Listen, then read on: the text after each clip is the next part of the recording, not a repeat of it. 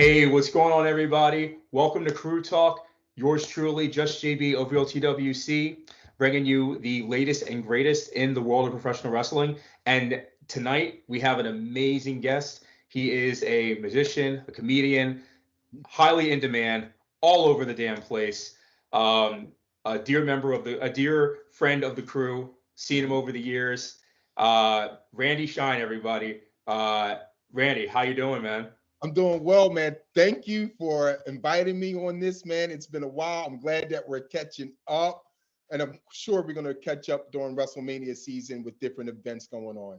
Oh yeah, it's gonna be crazy. So yeah, we'll get straight to it. I like to be real, as we're talking about, like to be real chill and everything like that. So just how you doing, man? It's been a bit. How's your how's life? How's your day? Just how you feeling?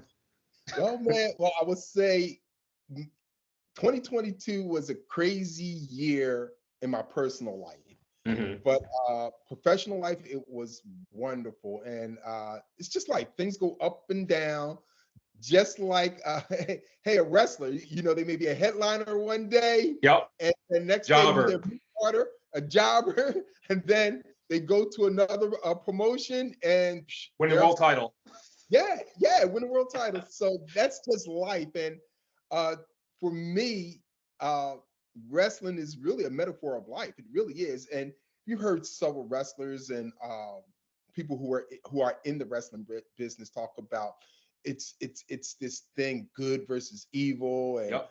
storylines that are in wrestling that kind of reflects life. And that is really true. It really is true. And so uh, that's why wrestling resonates with me so much in so many ways, because it really is a reflection of life. When you talk to people and they say, "Oh, what is your hobbies? What do you like to do?" And I say, I am a self proclaimed wrestling aficionado. And they're like, wrestling, and they're like, "Oh my, that is so blue It's collar. me. That is so low brow." But then I start to drop knowledge on them. And one of the things I say, first of all, wrestling is $1 billion industry. I'm not just one promotion, I'm talking about combined. One promotion we Hmm. know is $1 billion industry, but combined, it's a multi-billion-dollar industry. So if that's the case, I'm not the only idiot that's watching it. Yep. That's the first thing. The second thing, the largest WWE is traded on the New York Stock Exchange. So that speaks volumes for itself. It's a business. The third thing is, I spoke about earlier, it's a reflection of life. Yes, we know Hmm. wrestling is fake, but when you go to the movies, you know that Fast and Furious, those cars really cannot do that, and no one is not. Defying the laws of physics, right? I Ex- mean, Yeah, exactly. The funniest thing to me as an entertainer, I'm like, you watch these reality shows and these reality game shows, and you really think they are real. No, they're nope. not. I know they're not. They are scripted. Hmm. That's loosely scripted. And they're like, "Well, how do you know that, Randy?" I said, "Have you ever wondered on one of these reality shows when a fight breaks out, the camera is always at the right place at the right time?" Yup. No, Yup. no, it's scripted. It's scripted. They'll say, "Oh, do Hmm. that again. Throw that water on that person again. Oh, we got the bad shot. Dry the person off. Get your Yup. hair done. I come back. We're gonna shoot it again from a different angle." Facts, man. Facts. So you told me that I'm an idiot or I'm dumb for watching wrestling, and I just gave you reasons why the stuff that you watch that you believe. At least I know wrestling is a fantasy, Hmm. much like a good movie, much like a good book, much like a good play. It's the Yup. it's the suspension of disbelief. That's what it's Yup. about. Exactly, man. And just to bridge off what you said, yeah, man, it just goes to that core of those mythos of just good versus evil and all everything, and kind of mirroring, things that happen in society, kind of like in whether it's serious, whether it's in a satirical or caricature form, things like that. It all works. And just to you mentioned earlier like how it's $1 billion business. the shirt I'm wearing, people, watching, listening to this, the shirt I'm wearing right now, the man in the middle is Joel Embiid from the NBA. They linked up with, he was doing the crotch chop in an NBA game, and linked up with Triple H, and they had an entrance set during a playoff game. Like Mhm. wrestling, it's everywhere. Everybody, so many people are fans of it, and Randy, you're just completely in such a great way broke down why wrestling is so meaningful to not millions but billions of people. Just Right. yeah. So you talked about gave the audience a little window into your wrestling knowledge, and there is a lot of it. But first and foremost, tell everybody what you do, and why you love doing it, and how that segues into your love of professional wrestling. Okay. I am a full-time professional magician. And the most common question or statement, I should say, people often ask me or often say is, oh, you must have got interested in magic when you were a kid. That wasn't the case. I got interested in magic when I was in graduate school at Penn State. Oh wow. So a friend of mine, a fraternity brother, he showed me a card trick, and I was like, wow, this is cool. So between writing my master's thesis and TAing class and grading papers, I used to just do card tricks on my downtime. After I received my master's degree, I moved to South Africa for a year. I was working at the University of the Western Cape doing research down there at that university for a year. Came back to the United States, and I ended up working for the University of Pennsylvania in the Department of Epidemiology and Biostatistics doing research. At the same time, I was working on my doctoral degree in public health at Drexel University. You didn't know that. Pause. Man, Right. Randy, I didn't know that, man. That's Yeah. crazy. Dude, that's amazing, man. That's amazing. So what happened was, Woo! uh, after the into my second year of the doctoral program, I said, you know what? I want to do card tricks for a living. So I left, and everyone thought I was crazy. I left my job, I left the doctoral program. They're like, wow, why are you going to do this? I was on the path to becoming a full-time professor. That was my goal. My initial goal was to be a professor and do research. But I was just so enamored with magic that I said, I'm going to do this. And I said, I'm going to give myself 1 year. If it doesn't work out, I'm going to go back. Well, that 1 year ended up becoming 17 years. I haven't looked back. Woo. 27 different countries, 5 TV shows. Yes, Penn and Teller Foolish was one of them. And the first 6 years of performing magic full time, I paid off all of my student loans. So seriously, so this was the best decision that I made in my life. And so why do I love it? Well, for several reasons. I'm an extrovert, and getting on stage and connecting with people, sharing funny stories, the suspension of disbelief. I really cannot make that object vanish, but you're sitting there and you saw it vanish. So it's that intellectual curiosity that goes on that happens in real time. And that is the segue into wrestling. Now, I was always a wrestling fan when I was a kid, at 7 years old. My grandfather used to take me and my brother to the arena in West Philly. This is well before your time. And we used to see wrestling. My grandfather used to take us to wrestling matches there. So I always loved wrestling. When I was in high school, I wrestled. I wrestled in high school. That's awesome. And but when I became a magician, I noticed that there is some similarities. And actually, there's a core of magicians in this country who are big wrestling fans. They are. And the relationship between the two is several things. Number one, as I stated before, the suspension of disbelief. I can't make that object disappear, but you sat there. In wrestling, you see someone is getting hit 10 times. You're like, wow, they're getting hit. Yeah. And they're not really getting hit, but you're going to suspend your disbelief. Okay.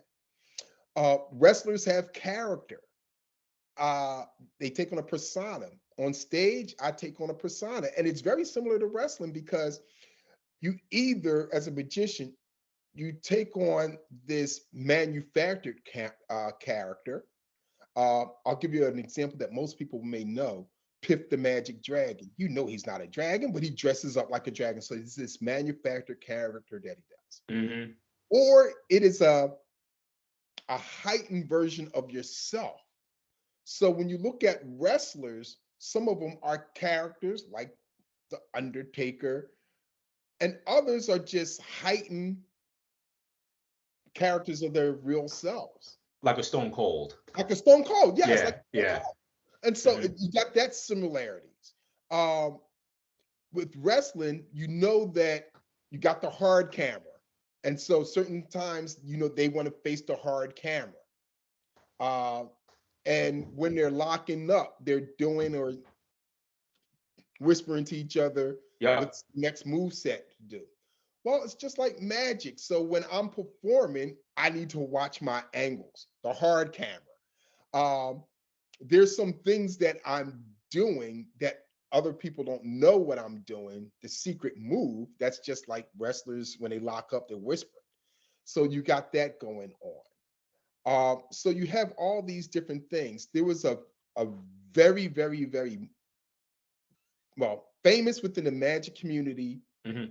one of the top 10 most influential magicians in the world who died last year. He was a big wrestling fan to the point that he put out this project for magicians, and the name of it was kayfabe. Magicians didn't understand what that was. I knew, and I had conversations with him, and he was a wrestler. He was a big That's wrestling so fan. cool. So it was so interesting that yes, like I said, there's this small community of wrestlers, but there's this similarity between me being a professional magician and me being a self-proclaimed wrestling aficionado. Uh, and I often say, even to this day, if I get a chance, if I ever get the opportunity to work for a wrestling company in some way, shape, or form, Mm-hmm. I'm leaving Magic. Now, I won't be an in-ring performer, maybe a manager, maybe Mm-hmm. behind the scenes, but if they pay enough that I can sustain my lifestyle, oh, Right. I'm there. I'm there. Oh man, that's I Mhm. well for first off, I want to see that. That would be really cool. Yo, like you could be man, I'm thinking you could do like, I'm just trying to envisioning you like in the gimmick of a manager, and yo, Right. you'd be awesome, man. Mhm. You would Mhm. kill that. Yep. I love it. Hypnotize people, whatever. Yeah, yeah, yeah. Oh man, coming up with brand new ideas right here. I love it. I love it. Mhm. That's sick, man. Where so just bridging off what you just mentioned in regards to your career path and everything like that. Um, have you had the opportunity of performing in front of any wrestlers, or and if not, who are some wrestlers you would love to, perform to? Okay, I've never performed in front of wrestlers, but I'll tell you a story, two stories. Awesome. Um, I was performing in outside of Chicago, and as I was going through the airport, I ran into Big E, Kofi Kingston, no, not Kofi Kingston, Xavier Woods, Carmella, and this is when Carmella had the woman's Money in the Bank, and she was carrying that. She's carrying a briefcase. Yep. Uh, what's his name? Baron Corbin when he had hair, Oh wow. and what's his name? He went by the name. He's in AEW now. Hmm. He went by the name the Perfect 10. The Perfect 10. Uh, It's escaped me right now. I'm sure I yeah, he remember was it in if it wasn't. NXT, then he went to WWE. Now he's in NXT now. Okay. I mean, not NXT, AEW. AW. Yeah, yeah, Yeah. yeah. So yes, I ran into them. Uh, got a photo with Xavier Woods. Got a photo with Big E. They were cool. Carmella was kind of. I don't really get upset because I was talking to someone and she was just like kept on going, and I really don't get upset with that because as what I would call myself Philly famous, uh, when you're on a higher level of entertainment, you're getting swamped all the time. Can I get Right. your autograph? Can I get your picture? Can I whatever, whatever? Hmm. And it's novel to us, but they get it all the time, so they get tired of it. Of course. They may be having a bad day, they may be in a rush. So Carmelo They was are just human. Yeah, they're human. So Yeah. yes, I didn't get mad. So I didn't get a chance to interact with her. Then another time I was performing in Texas in this small town, this real small rinky-dink airport, 6 o'clock in the morning. Stevie Richards, um, Rick Steiner, Million Dollar Man. And they were, Stop it. yes, yes. What? And I noticed Stevie Richards at first. I was like, is that can't be. Is that? So I went up to him, I said, I don't want to, I know this sounds creepy. Are you Stevie Richards? He said, yeah. He was the one, he walked me over to Million Dollar Man because he was another part. He walked me over there, got a picture, talked to Million Dollar Man for just a brief moment, maybe around 15 seconds. However, Stevie Richards, we talked for 45 minutes. And it wasn't something, this man just likes Wow. to talk and he's friendly as can be. I was like, That's yo, this so guy's cool. really cool. We were just sitting there in the airport and we just talking to 45 minutes till the plane came. Yeah. So That's no, I've so never got a chance awesome. to perform for wrestlers, but I got a chance to meet wrestlers. That is that's crazy, man. That's amazing. Now it's I'm sure you saw when you said Million Dollar Man, Stevie Richards, and Rick Rick Steiner. Steiner. It's crazy. Not notice. Big E's a legend. Xavier Woods legend. Carmella legend. Like, oh, they're all like great presently. But I'm not gonna lie. I just love because I just love that. I love the older stuff. Those people you Mhm, mentioned, mhm. Stevie with ECW and everything like that Right, before he came to WWE with Right to Censor stuff like that. But like right. I remember Stevie from like ECW and Million Dollar Man, Ted DiBiase and Rick Steiner. Like those are like I would freak out, man. That's crazy. Man, I remember Ted DiBiase when he was in UFW. That's where I first got introduced to Jim Ross because he Oh was an announcer wow, there. I remember Million Dollar Man back then, and I was like, that's awesome. mm-hmm, That's awesome. mm-hmm, So you've seen I'm definitely getting wind of your knowledge here, and it's amazing. Um, you've seen you've seen eras evolve.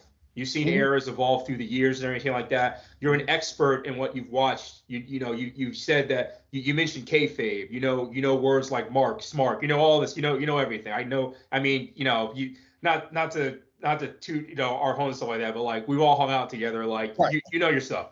mm-hmm, yeah, right. So how do you think what are some how do you where do you think the industry in the world of streaming and the world of fragmented media, where do you see the industry evolving, especially with companies like AEW and actually most recently the past decade, the I guess you can call it the indie boom and everything like that. Like, do you feel that like where do you see the industry going over the next like let's say 5 years? Okay. Whether you see it evolving much or staying the same, and do you think right now we're witnessing in terms of athleticism some of the best wrestling we're ever going to see? What are Okay. your thoughts on that? I got a lot of things to say about that. First of all, I may be a magician and mind reader and comedian, but I can't predict the future. Right, right. But I will say this, and it's kind of like a paradox. Things will change, but things will also stay the same. There's nothing new under the sun. It's just Mhm. repackaged in a different way. So uh, let me start off by saying the past, how long has AEW been around? 4 or 5 years. Okay. Oh, man, I think it's 4 years. Okay. I'm pretty sure it's 4 years. I went to the the first AEW event in Philly I did in too. 2019. Oh, did you go to that? Yes, I did. Oh, dude, that was a great show. That was Mhm. one of the that was one of the better wrestling shows I've been to in a while at that time. Yes. Yeah. So let's say 4 years. Yeah. Okay. Hmm. The past 4 years has introduced a new renaissance, a new era for wrestling. And it's different. A lot of people say, well, you had back where the Monday Night Wars were going on. But the difference you have now, and I'm not saying it's better, I'm just saying it's different. Hmm. What Tony Khan has done, first of all, he has the financial backing and he is passionate about wrestling. unlike in the past Mm-hmm. with um, Billion Dollar Ted. yes, with Billion Dollar Ted. And although we had other companies, TNA, Impact, whatever you want to call it, Ring of Honor, they didn't have the financial stability And the or resources. the Yep. resources. So AEW has brought the resources. But in addition to that, one of the smartest things that AEW has done, and I hope they continue to do it, is they're giving us more of a territorial feel now Mm. because they acknowledge wrestlers from other promotions. They will have wrestlers from other promotions perform on their show. So Forbidden Door. yes, so this Yeah. is great. This is great. It's great for them. It's great for us, the wrestling fans, but it's also great for the indies, these smaller promotions, because now we see someone on AEW. Where did they come from? Oh, let me go check out that product too. I'm not leaving AEW to go to this product. It's not a either or it's a this and. So this is great. Now, for me, I like watching or reading about indie wrestlers because for me, these are the people who are hungry and on the grind. And it's exciting for me to see who's going to be the new breakout big star 5, 10 years from now. Right. I remember watching Swerve when he was under Swerve Strickland. Yes. I remember watching him in the indies. And I was like, yo, this guy is money. Look where he is now. Yep. He's rising fast. Fast. I Yeah. remember he's even though he's bred within their company, but Trick Williams in NXT, he's rising. But when I first saw him, I said, this guy was great. He wasn't in the ring, he was accompanying Carmelo Hayes. But when you see Mm-hmm. him outside the ring, his facials, his body language, I'm like, Mm-hmm. this guy's on to something. Then You're he like him. He's got something. You can just kind of right. Then he started wrestling, and then he was just good. Now, a couple weeks ago, he had a match against Dragunov, and I think that was the match that everyone said, okay, we could bank on this dude. And just this week, well, this Saturday, he's going to be fighting for the North American Championship. Whether he wins or not, but he has improved. He's going to be money. And so, to answer your question, yes, it is evolving in different ways. Part of that evolution within the last 4 years has started with Tony Khan. Now, the style of wrestling, we have all types of style of wrestlings that are going on. Yep. And uh, for me, I'm not too much of a fan of the gymnastics, not unless it's done in a great time. Not unless it's done in The a flippy. yes. No, it says the flippy. All right, some of it I like. Some of it I like, but when it gets too choreographed, I'm like, I don't know if it was someone I heard in the wrestling industry or someone I know who was just watching it with me, and they said, this is violent ballet. That's what they said. It's violent ballet. I was like, wow, that's funny. But the storylines, that is more engaging. Whether I could, if it's a good storyline and the wrestlers can do the job. They don't have to be the greatest, but they can do the job. Yeah, they can get it. They can get the job done. They're competent. Right. It's great. It's great. And I'll give you a good example of that. Even though they're above average wrestlers, that whole bloodline storyline, how long has a storyline lasted that long, at least in the WWE? Okay, let's pause here for 1 second. Okay, that's a good question. Great question. Bloodline storyline, how long is it lasting compared to WWE? But Bloodline storyline has been going on for what? I think it's going to be 3 years official. It's officially been just over 3 years since it started. It started right when Roman Reigns came back in 2020. He interrupted he interrupted Bray Wyatt, rest in peace. And I believe Braun Strowman, and then he won the title. And then that's when he joined. Then he aligned with Heyman. That's kind of like, and then Jay and all the thing like that. That pay-per-view. So it's been a strong 3 years now. Outside of that storyline, I think, how long did Austin McMahon last? I'm not Technically, sure. it's longer than Austin McMahon. Like in terms of like in terms of not the breaks in the storyline, but like from the beginning to the end, not when it picked up again with like, oh, they used to be bad people. They used, you know what I mean? Like, so I think it's definitely longer. Bloodline has been going on. It's like the length of the bloodline is like 70 to 80% the length of the Attitude Era. right. If you think about it, it's kind of crazy. But yeah, go ahead. I just want to. And the thing about that, see, I'm a comic book fan too. And so comic books, they have these storylines that will last for a while. Right. Over several issues. Right. So I'm liking that. And what this has done is organically, it produced other stars. Look what it done for Sami Zayn. I'm positive that was not planned. They said, Sami, just go in there this one day. You're going to do this thing with the bloodline, but it just caught on. Yep. Wow. We were talking about Serge and I were talking about this. Shout out to Serge. And Sami Zayn could be argued as being the MVP of like the WWE last year, even with Cody Rhodes.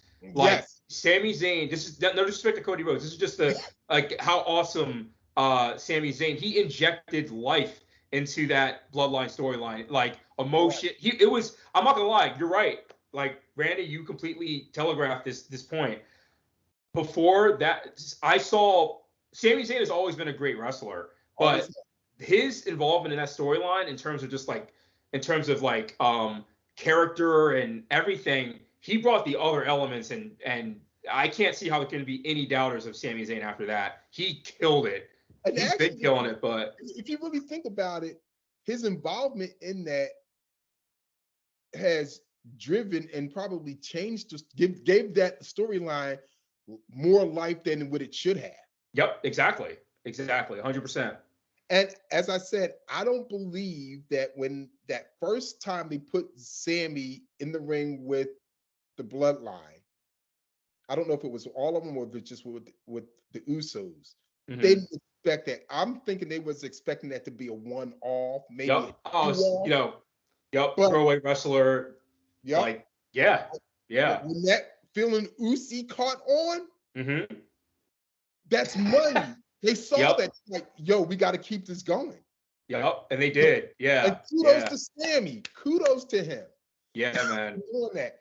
So, yes, AEW, the style of wrestling, I think that there's more varieties, a variety of styles of wrestling now. You got the gymnastics that's going on. You got the violent ballet. Right, yeah. You got your traditional style of wrestling. But then, as Jim Cornette says, and I like watching, it's my guilty pleasure, the mud show wrestling. the wrestling, that's my guilty pleasure. I'm always on Instagram. I just saw something where this wrestler got his balls lit on fire. Oh my God. And I'm thinking, you're doing this for $40. Is $40 worth it? Is it really worth it? At best, it's going to go viral. And you're not going to get paid a lot of money for it going viral. Do you think, why would you do something that will totally injure you and prevent you from getting on the major promotion? Yeah. You're doing something thinking, if it's crazy enough, they just may hire me.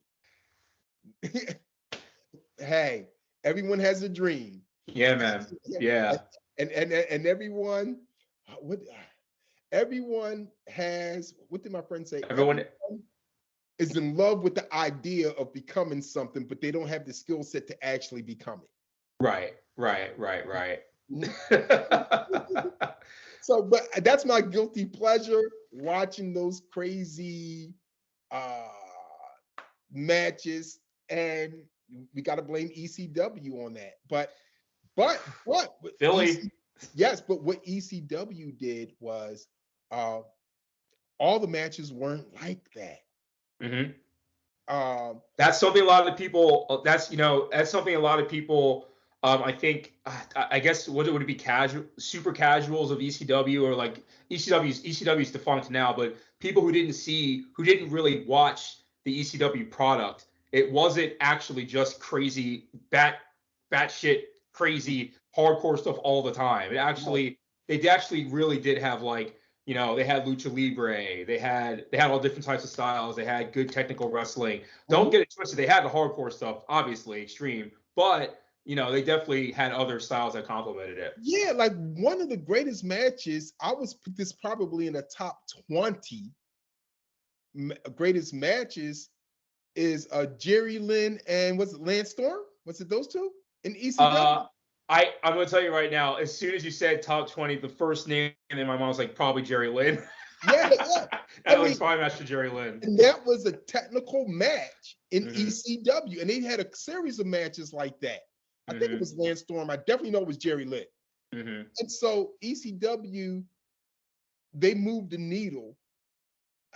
They changed the format even on the big promotions, because Yep. WWE started doing things that they were doing, and all these Yep. other industry promotions were doing things what they're doing. So once again, getting back to the thing, yes, there will always be a evolution. And we're going to see, God, just human nature. People are getting faster, stronger. They're going to Yep. be doing more crazy things, Yep. more innovative things.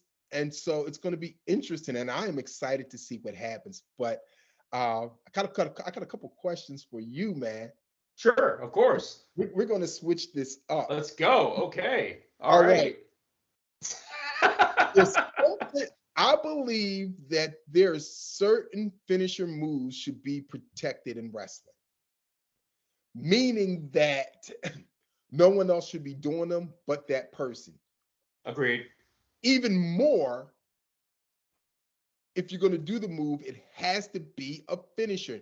No one is kicking out of it, or it's rare, Yeah. very rare, like a Haley's Comet rare, that someone is kicking out of it.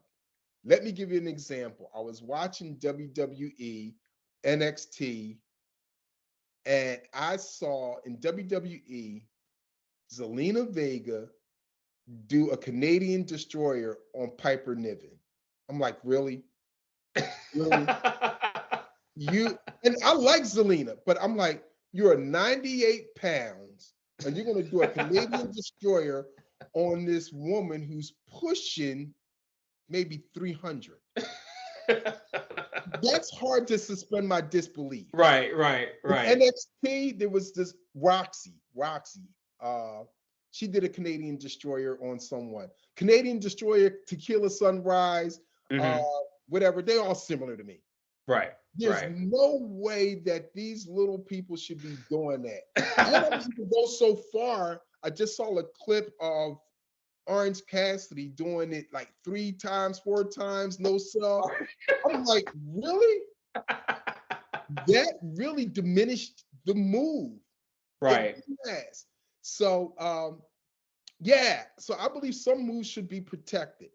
Now, I'm waiting. It will be interesting to see if a wrestler does it. How could they do it? Well, you could patent it or copyright it. I'm one of the two. Mm-hmm. I think it's a patent Mm-hmm. or copyright it. One of the two.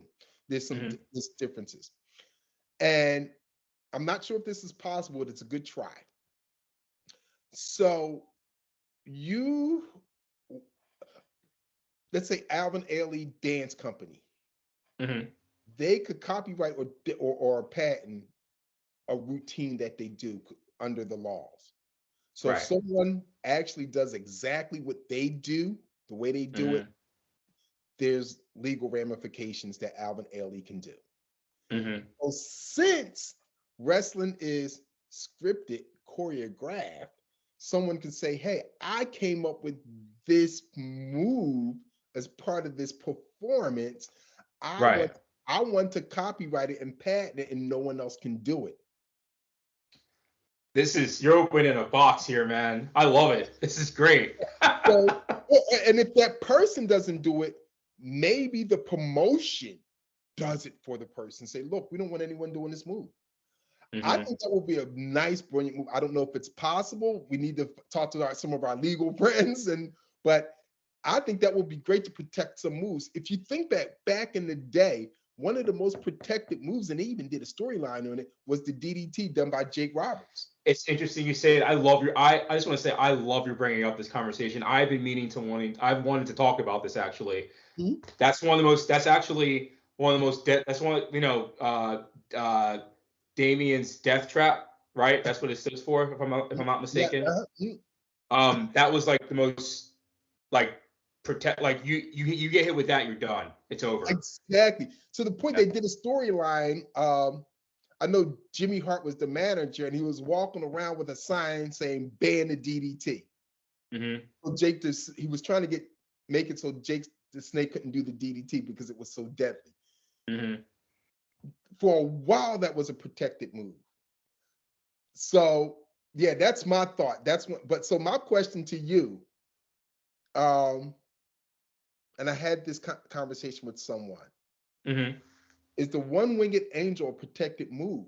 Like, meaning that I haven't seen anyone else do it, but who is kicked out of it? Has people kicked out of it? The one-winged angel. Kenny Omega. Let's see. I don't. I don't. I don't think anyone has any. I haven't seen anyone kick out of it. Yeah, I don't think Brian Danielson, I don't think or Jericho. someone rarely kicks out of it. If it happened, look, I will be honest, I've only seen so many Kenny Omega matches, but I have definitely, I feel like I've seen enough. Mhm. I haven't like followed his entire career. I know on a high level his impact. I know he's like, Same one here. of the, Yeah. yeah. I made sure to see his match in New Japan against Jericho. Made sure Mhm. to see those. Made sure to I made it a point to watch his match with Brian Danielson. Amazing. One of the best matches I've seen Yeah. in a long Yeah. time. And I've seen it on AEW hundreds of times at this point. I don't think anyone's kicked out of that move. And if it's been done, It's rare. it's rare, and it had to probably, I'm going to make the educated guess based on all the times we've watched pro wrestling. It's probably in a very high leverage moment versus an opponent who is pretty damn close to being on his level, if not right on his level in terms of Right. booking. Exactly. Like it would have to be contextualized a Mhm. really, really solid reason for that person to kick out, considering the storyline, considering the type of opponent the person's facing, Right. considering the moment, considering the event, and everything Right. like that. So if someone is kicked out of that move, it would be that's the case where I would assume that's where it would have happened. But off the top of my head of that question, no, I haven't seen one kick out that And for move. the listeners of this podcast, go to the Instagram page and make a comment about moves. If we're right or wrong about Kenny Omega's move being very I'll protected put a move. poll up. Yeah, you put a poll up. But Yeah, yeah, now that yeah. leads me to another thing. What are some finishing moves that you think are the dumbest, unbelievable moves in a bad way? Because I got a list. Okay. Okay. All right. All right. Dumb or like just kind of like ridiculous? What's the like All stupid, like why, right. like, Well, let me start off with what I think is the most highly overrated, unbelievable finishing maneuver, okay. the attitude adjustment. It's a Oh, fireman's carry. the fireman's carry. Yeah, yeah, yeah, Really? yeah, yeah. Yeah, yeah. I hear you. I hear you. I feel you. The way I've heard that over the years. Okay, so that's one. you want to talk, since you're posing the question, you want to talk more about it, or do you want me to like mention It's up another to move? you. Okay, I've heard the attitude adjustment, the move formerly known as the FU. All right, I will say this, and this might anger some people actually. It's no secret I'm a big rock fan. It's blurred out, but I have a picture of the great one of the Rock, of Dwayne the Rock Johnson in the back. I make no qualms. I think in terms of superstardom, the Rock is the GOAT. He's obviously top three, and anyone that says he's not, I cannot. It doesn't compute in my head. I don't understand how that's not possible. Right. Just being honest, I'm a huge Rock fan. The People's Elbow. The People's Elbow used to be the People's Elbow used to be in terms of the context in his cocky character of his third person, Elvis sideburns, Right. cocky, tweener asshole character that The Rock was. He used to do the rock bottom. The rock bottom is The Rock's main finisher. He would do the People's Elbow like in the middle of a match as an insult to Right. That's what it was. It was a man, like, I'm so good, I'm gonna do a stylized elbow drop to you, and you're a peon to The Rock. That's how I took the People's Elbow. You're But absolutely then right. say it again, man. You're absolutely right. Then it morphed. It morphed. Now, granted, the spine buster too, but like it would be like Rock hits the rock bottom, but then no, the People's Elbow like sprinkled it off, and I'm like, all right, if it's like a 1-2 punch, rock bottom and People's Elbow, okay, I guess I get that. But just the People's Elbow, over the years I'm like, I get it, it's The Rock, he's GOAT tier, I get it, but I'm like, sometimes I'm like, I don't know if I can buy it, but it's great. It's still a spectacle, but that I can't. I'm saying this, but like, yeah, like sometimes I'm like, all right, do the rock bottom. Right. Right. So that's one that pops into mind. Mm-hmm. Yeah. Another one for me is the ankle lock. Kurt Angle. Wait, the ankle lock? The way they put it on, I'm like, anyone can get out of that. You just turn your body. Does it depend on who's doing it though? Because when Ken Shamrock brought that in, it was like, oh man, this is a lethal maniac. Like, there's nothing you can do. Does it depend on who's doing it, or you mean just in general? Like, it's You know what? I'll give you that. It depends on who's doing it. And once again, the angle slam. Really? That's really going to put some. A back body drop is more lethal than that and the FU. Seriously. Right. So yeah. I just want to get your thoughts. You just opened Pandora's box. I'm thinking of another one. All right. Here we go. Here's another one. In terms of performers, I have HBK as that's my GOAT in terms of just like, Right. Yeah, here we go. He's my GOAT in terms of just like, overall wrestling performers. I know there's a lot of people in that's a tough conversation, but I'm an HBK guy, and that finisher he had before he started doing Sweet Chin Music, where he like did that underhook like suplex, where he just like kind of grabbed the, what I'm talking about, Randy. You've seen it. Like he kind of just like hooks the person's like crotch and then brings them up for like a I forget the name of the suplex, but it was like a back body. The fisherman's. It wasn't the fisherman's, but it was like, it's like he would like grab, he would go underneath under their arm and just like kind of do a back body drop, but he would hook like between the legs and just like bring them up and just drop them like that. I know what you're talking about. He did it like in the early 90s or something like that, before like right before. Like I thought that finisher was so stupid, and I thought when he started doing the Sweet Chin Music, I was like, okay, like you're getting a kick to the chin, like it's theoretical. So you talked about suspending disbelief. Like I'm like, all right, if someone revs up and kicks you as hard as they can in the face to your, you go like that, you're gonna get knocked out. So I get it. That finisher makes more sense to me than that first finisher that HBK had when he first went solo. And I also just want to say this with you opening Pandora's box with this finisher conversation. Super Kick's getting overused. With I'm like, the super kick is getting overused. yeah. It actually drives me crazy. It's over the top in my opinion.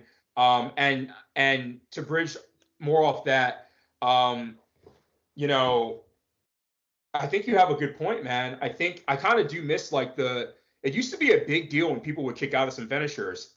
Just two that come to mind from what I've seen.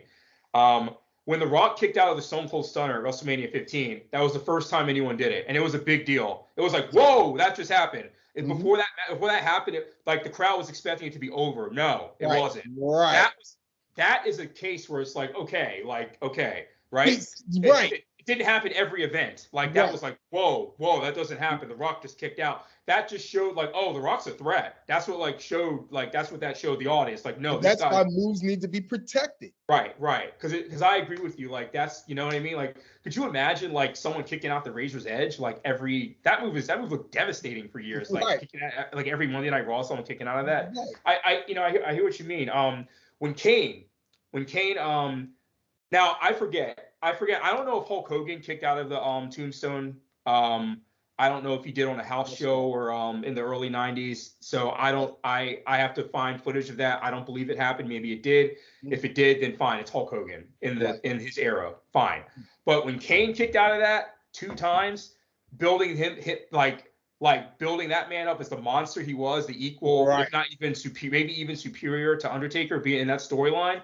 Right. Like that's a moment of like, whoa, like this guy is a freak. He's a monster. Oh my gosh, he just kicked out of 2 tombstones. Like, what is he gonna do? Exactly. Like, I think when you protect the finisher, it makes for moments like that. Now it's kind of just like spam service, I think, at times, you know.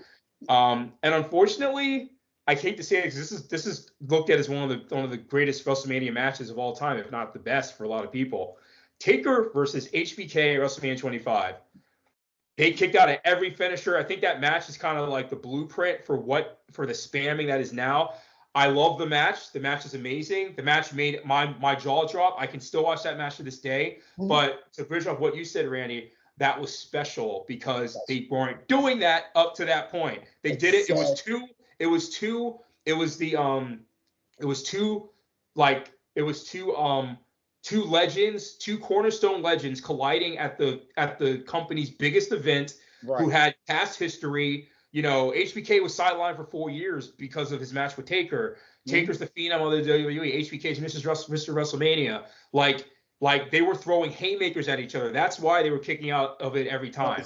So I don't think that people, and correct me if I'm wrong with your opinion or not here, I will, please give me your input. I don't think people were, I don't, it seems to me since that match, actually, it's been like finishers just get spammed not even just the big pay-per-views, like every pay-per-view, every PLE. And I don't think they intended for that to happen. I don't think they did. Right. I think people saw something. You know what? Going back to the super kick is like eating steak every day for the next 20 years. You like, I'm tired of eating it. The person actually who has the best super kick, and he never gets credit for it, gentleman Chris Adams. He was doing a super kick before anyone else. Okay. Best of my recollection, he was down in Texas. Okay. At a where the Von Erichs were. Okay. Yeah. I don't know if he's the first to start doing the super kick, but his super kick was wicked. Okay. Wicked. Then I would put HBK. But like you said, this is why I think that moves should be protected, because it means something more when someone kicks out of, and like you said, given the context, given the storyline, given the wrestlers moment, it gets fans more emotionally involved when that happens, because no one has ever kicked out of that. The last time someone kicked out of that was 5 years ago, and that was so you're like, oh my gosh. But now it's much like anytime I look at AEW and Moxley was on there, he's gonna bleed. He's gonna bleed. They say he's bleeding. That man's bleeding. Yeah. You spit on him. He's bleeding. I'm like, oh man. There was a point in time when you saw blood, it was a serious match. Stakes were high. Yep. The stakes was high. That wrestler was trying to kill him, that he busted Yeah. him open. It's personal. It's a deep storyline. It's another level now. It's time. It's serious. It's not Right. no laughing. No, this is like it adds more beef and adds more plot to the Right. man. A lot of threads going on with with the performance aspect with the it adds more to the it gives more beef and gives more oomph to the experience. Mhm. Yeah, because Yeah. what wrestlers do, and it's funny because of course, I'm not a professional wrestler, not in the industry, so I'm just giving it from a fan's perspective. Right. Um, when moves that they do, whatever they're doing in the ring, also drives the storyline. It really drives the storyline what they're doing. So going back to bleeding in the ring, Hmm. every time you come out, you're bleeding. Really? No. But when I see you Point in, against the ring. but when I see you against your arch nemesis, Right. and he really got heat on you, Yeah. and he hates you so much that he's gonna bust you open with something. Hmm. Oh, this is serious. Oh Hmm. my gosh. So Yeah. Even you're mentioning, yeah, I agree, man. It's funny with this conversation. I'm just like thinking of just past of with what you're mentioning and thinking of past events and past big matches. Look, even in the Attitude Era, people bled more often than not, but like they were first blood matches. there you They go. were first blood matches, or it was big rivalries. Like if it was like The Rock versus like Triple H, sometimes maybe that would happen. Mhm. So I think, and even then it might have been too much. I think I agree with you. Like it should be like really big, but like this match, Attitude Era, Austin versus The Rock at WrestleMania 17, Mhm. two titans, two absolute apex megastars Mhm. clashing, and they're Mhm. both bleeding in that match, giving it to each other and stuff like that. It added to that match. It wasn't just like a Monday Night Raw or like a SmackDown or like some Sunday Night Heat stuff or something like that. Right. It was just like it was in a big moment. But and it's not like every time they faced off against each other. It was like specifically that match. You know what Right. I mean? So I think that once again, I think like I agree. I think that's like something to take note and something to yeah, A lost great art. a great example of that, I believe it was Bret Hart versus Stone Cold, that iconic when Stone Cold, WrestleMania 13 right, submission and match. Stone Yep, Cold was a heel, if I'm made his correct. career. He That was, man, and that changed made Stone Stone Cold's Cold. face. Change literally that people like to say the Austin 316 speech. I get it, but I always tell people, and I know you probably know this too. I know not probably. I know you know this.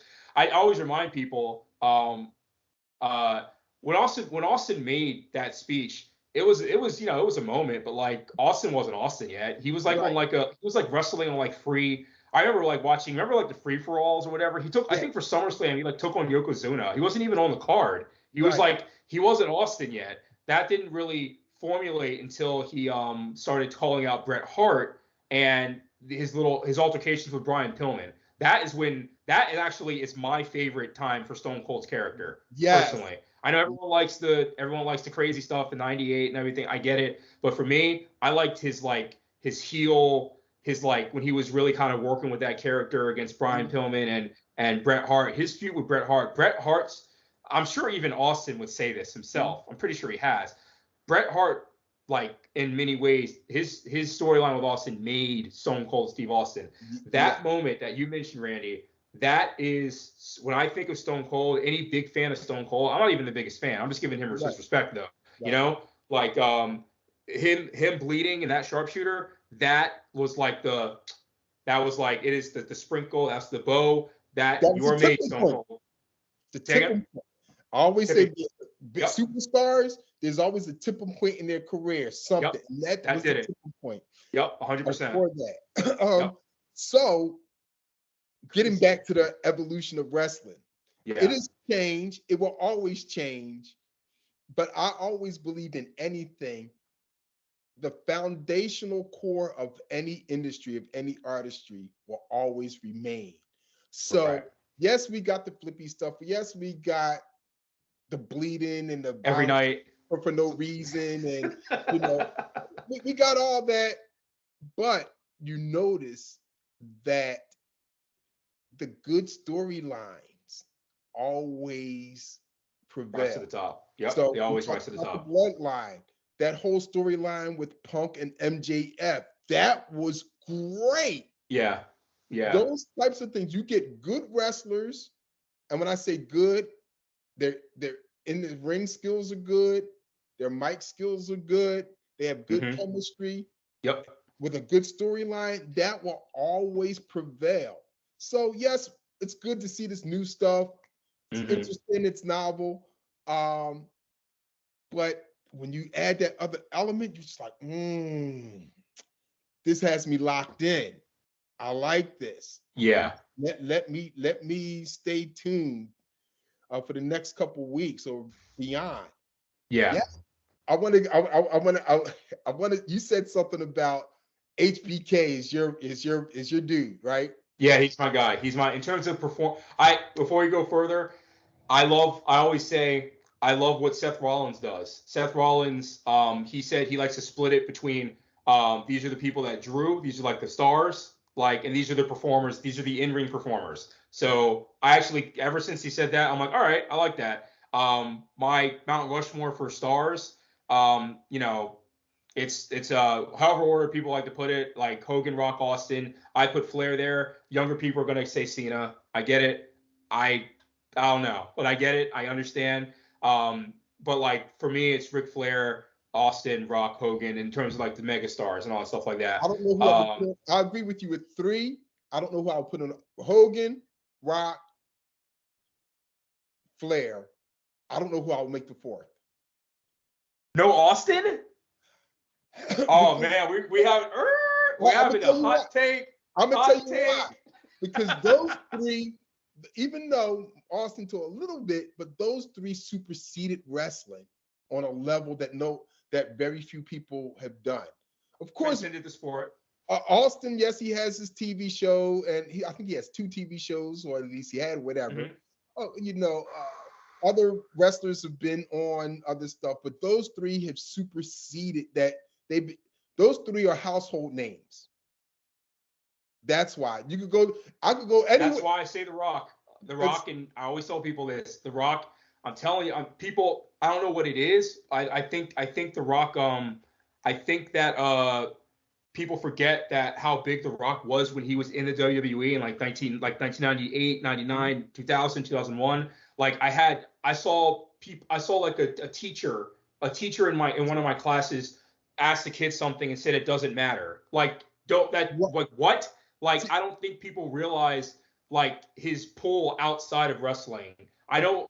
So go ahead. Yeah. No. You hit the nail on the head because that's what I was about to say. That's why I said The Rock, Hogan, and Flair because you can say it doesn't matter. People know where people will get that. Know your role. Yep. Know your role. You Yep. can say woo.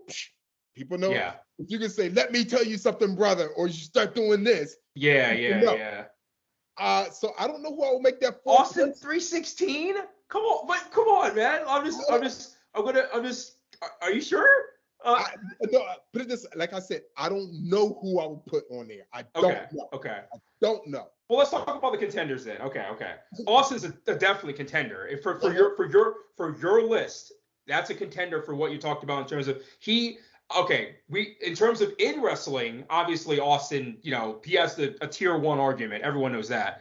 But you're talking about the ability to, yes, you're huge in wrestling, but your aura has gone outside of the industry to where like everyone knows exactly what is mentioned. Like when I say to be the man, you got to beat the man. Everybody knows that's Ric Flair. I'm seeing people who I never even. Here we go. Another Rock thing. I have to say this. I asked somebody. I went to a friend's house to watch pro wrestling, and there was a person next door who was friends with the person I was visiting. And I was like, yeah, I've seen this pay per view. You watch it pro wrestling? She's like, no, I haven't watched it since I haven't watched it since like the 90s and stuff like that. Stone Cold and stuff like that. I was like, oh yeah, did you know The Rock did you know The Rock, was a pro wrestler? And she looked at me and was like, yeah, of course I know who The Rock was a pro wrestler. That's like not knowing Mike Tyson was a boxer. Right. Do you understand what I just said? That's Right. someone. That's what. So that's the best way I can. Someone who doesn't even watch it was just like, oh, of course I know that Dwayne the Rock Johnson was a wrestler. Why would you even ask me that? That's like not knowing that Mike Tyson, who is like, All right. what? You know what I mean? I'm gonna put two people ahead of Austin as a contender. Okay. I'm gonna give you my first one, but the second one I'm definitely sure of. Andre the Giant, Macho Man Randy Savage. Give it some. Okay, I love giving love to Macho Man Randy Savage. Oh I love that you yeah, said. come on. I love that you mentioned that. I love that you mentioned Randy Savage. I will say, Andre the Giant. You know what's funny? I used to have Andre the Giant. The way I segment this stuff for the megastars part. After Hogan, Rock, Austin, the four spot's really hard for me because I have Ric Flair, but I always say I have Ric Flair, like Andre the Giant and Cena, however you want to. But like I give more leverage to Andre the Giant and Ric Flair in that conversation because Andre the Giant was larger than life. I knew who Andre the Giant was before I really even got into wrestling. To be honest with you, I'm like, oh, I've seen that guy before. Like I was a kid. You know what I mean? Like and yeah, obviously Ric Flair has spanned generations. Held it down in the biggest. Held it down as a competitor to the onslaught of Hogan, Savage, and Warrior and everything like that. I love that you mentioned Randy Savage. I think he kind of I think he gets too regulated as the second guy sometimes. I think that he was just as big a part of those golden days as you can't just be it's the Hogan era, but you need the other big stars, and he was more than just like a big star. Like he was a transcendent character. Now I'm gonna be dig it. I'm gonna be very transparent why Cena is not on my list. I am not a fan of Cena. Uh-oh. I am not a fan of Cena. There's two things that Cena can do. Actually, there's two things that Cena can do to make me a fan of his. The first thing, tap out. The second thing, turn heel. If he does any of those two things, I'll call myself a Cena fan for life. Okay, he has to do one of those two or both? One of those two. Okay. Tap out or turn heel. We'll see. He's I don't know. How old was Hogan when he turned heel? I think he was 42. Cena is, oh my gosh, I think Cena's 40. He's 45 or 46 now. Oh, really? Does he? Yeah, he's born in 1977. So I'm trying to think like how he still comes back every once in a while. He's back now, but who knows how long it's going to last or whatnot. Who knows? Who knows? I was actually. Go ahead. Sorry. You see how that revitalized Hogan's career when he turned heel? Yeah. This is why Hogan. Look. I get it. Especially for our culture. Especially for the Black culture, African Americans. I get all the anger towards Hulk Hogan. I completely understand it. Talking about to talk about just his impact on wrestling. So correct. That's separate. Yes. Talking about wrestling. Okay. Yes. Hogan's at the forefront of two wrestling booms. He has to be in the top. He was in the 80s rock and wrestling boom, and before the Attitude Era, the NWO formation completely was a needle mover and core and earth-shattering moment in the history of the business at the time. Hogan revitalized his career with that. They gave him. You're 100% right. It completely. His Hollywood Hulk Hogan, that made the whole NWO thing work, completely work.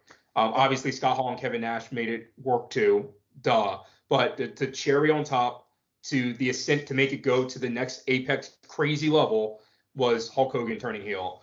I don't know if that's ever gonna the way the internet, the social media wasn't around.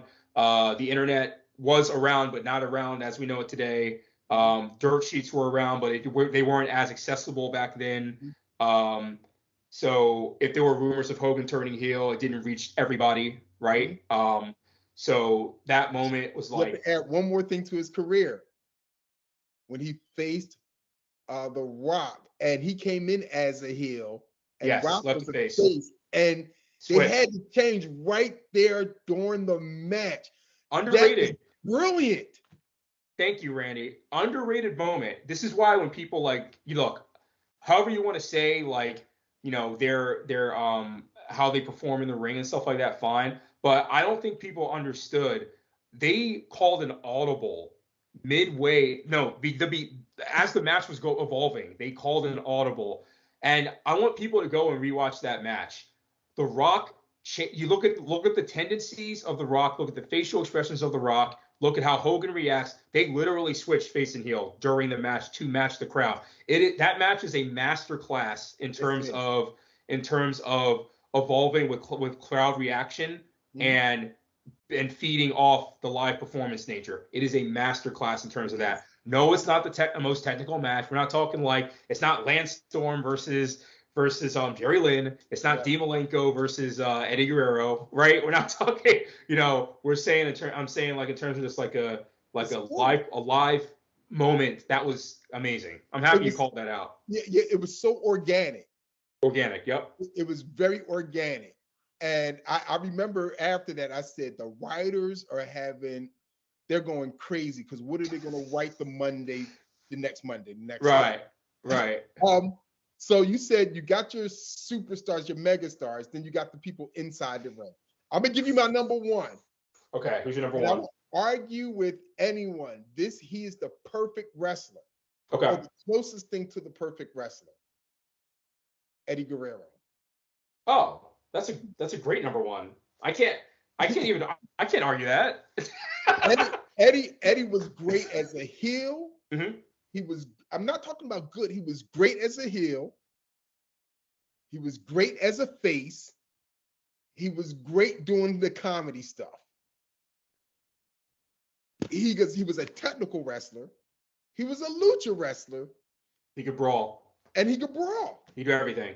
He was and had good mic skills. Good mic skills. Funny, serious, engaging, charismatic. The perfect wrestler to me.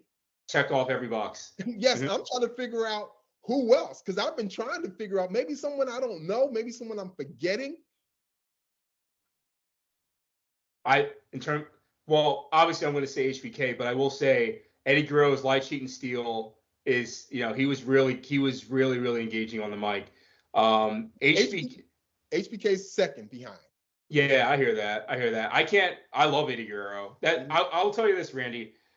The megastar list, like the way Seth Rollins does it, like that's easy for me. It's whatever. Mm-hmm. I have my like, to me, no, I don't see how, like, even to people who try to put Cena with them, I just don't see. I think it's Hogan, Rock, Austin for me, and I think there's a tier, like, and then it's like a little teardrop, and then it's like Flair, Andre, or it's a Cena or Taker or whatever. But there's space between the top three. So I say the big three, and it's just a matter of who I include as fourth. That's just how I look at it. For the performers, I've had trouble because there's so many good performers that, like, there's so many great performers that, like, I'm like, I don't know if I can just do four. So I think I've done HBK, Chris Jericho, no order. Well, HBK is my one, but after that, there's no order. HBK, Chris Jericho. I think I said Kurt Angle, Eddie Guerrero, but sometimes it could be, once again, wrestling. Chris Benoit in terms of in-ring was absolutely incredible to me. Right. Best one of the best in terms of pure in-ring ability. Taking away the mic skills, he was not a good mic worker, but just pure in-ring execution. Chris Benoit.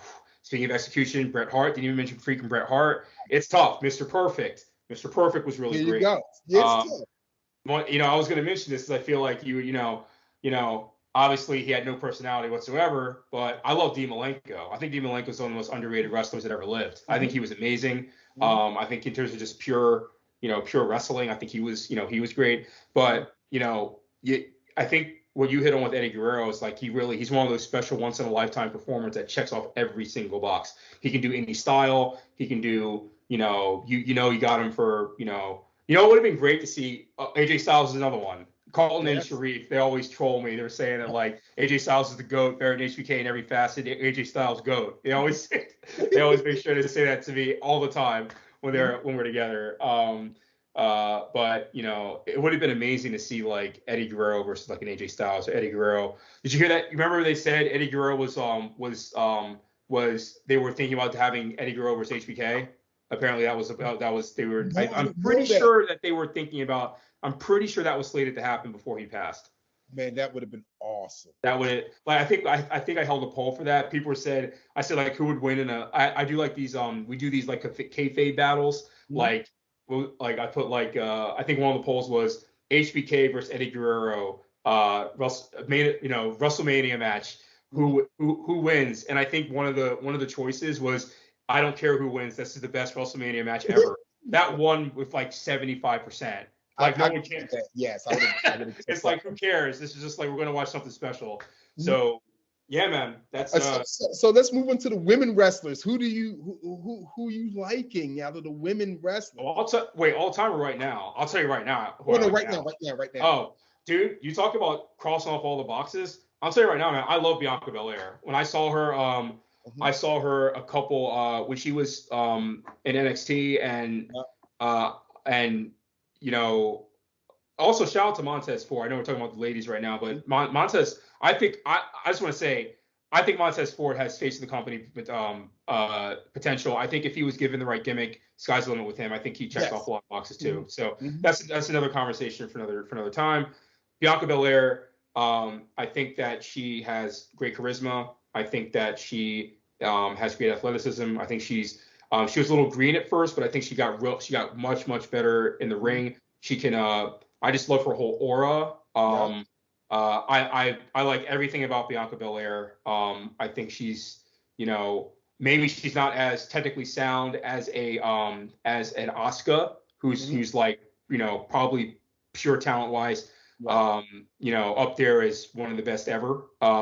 But Bianca, I think in terms of just like the overall performing ability, just checks a lot of boxes off. So I like her. She's definitely my number one. A lot of people love Charlotte. I think Charlotte's great. Mhm. A lot of people have her as the GOAT women's wrestler. I'm not quite there, but No, I think she's I'm up not there. there. I think she's really good. She always has a great match. Mhm. She's very consistent. Um, yeah, I'm trying to think of people I'm, who I'm gonna yeah. tell you, I like Bianca. You remember how we were just talking about that list of inside the ring and outside the ring? Right. Watch Bianca. I think she's going to get on both. Yeah, I can see that. For women, she's going to get on both. Yeah, Other yeah. one is, and I'm waiting for Bianca to turn heel. Same. And you know what I want her to do? Do you remember in that NXT match when she did that black girls beat down on that one wrestler? Oh no. Oh boy, Oh, I'll look that it was up. I'll look it hilarious. up. Oh Yo, boy. she beat this girl down like straight out of North Philly. Seriously. I was like, yo, that's the Bianca we need to bring up when she turns heel. The hmm other person I will put up there is Sasha Banks, Mercedes. Oh yeah, Mercedes is awesome. Sasha And Banks I is think the yeah. best thing she did was leave WWE. And I'm gonna tell you why. Because now she's get to me, I have this thing. The best wrestlers are the wrestlers who have wrestled in other promotions, more than one promotion. Got that experience. Got that Yes. over. Yeah, Yeah. yeah. They know different styles. They know what to bring from those other styles that will work for this particular promotion. Different And crowds. yes, Yeah, so I, yeah, I think that's the best thing that she did. She's going to come back to WWE. It's not if, it's when. yeah, And she's yeah. going to be a much better wrestler. And she was good back then, but Which is scary because she was already good. But yeah, I know what you yeah. mean. I know what you Mhm. mean. Yeah. So Bianca, uh, Mercedes, um, Oscar, Oscar. Then maybe Charlotte. Okay, that's good. That's really respectable. Maybe Um. Charlotte. mhm. Um, What do you think? What do you think about Britt Baker? she'll be my fifth. Okay. Okay. Plus, she graduated from Penn State, where I came from. So, Gotta show love. Gotta show love. Awesome, man. Actually, check this out. She made the Penn State alumni magazine. Get out of here. Yes, she did. Are you serious? That's crazy. Yup. You made the Penn State alumni magazine, the cover of it. That's awesome. How I know, I gotta think. I was thinking how old she. I wonder if she's one of the more famous Penn State alumni of the last 10 years. I think she has to be. The last 15 years. I don't know how old she is, but yeah. I'm assuming outside of sports, yes. Outside of sports, yes. Outside of football, yes. Outside of football, because obviously, right. I went to a Penn State game back in the day. Yeah. Whew, man, that stadium was nuts. But yeah. Outside of football, she's the yes. Currently, she's the most famous. I would think she's up there. Yeah, outside of football. At one point, and she wasn't there at the time. It was the guy who played on Star Trek as the commander. One of the Star Treks. Was it Deep Space Nine or was it the Next Generation? Who was the commander on Next Generation? The commander. I mean, it's obviously. Let's see. I would say the Captain Kirk role. Yeah. Well, that would be Next Generation was Jean-Luc Picard, so that's Patrick Stewart. So I assume that's not him. No. Maybe it's Deep Space Nine. Here, I'll follow up right now. Penn State. Star Trek.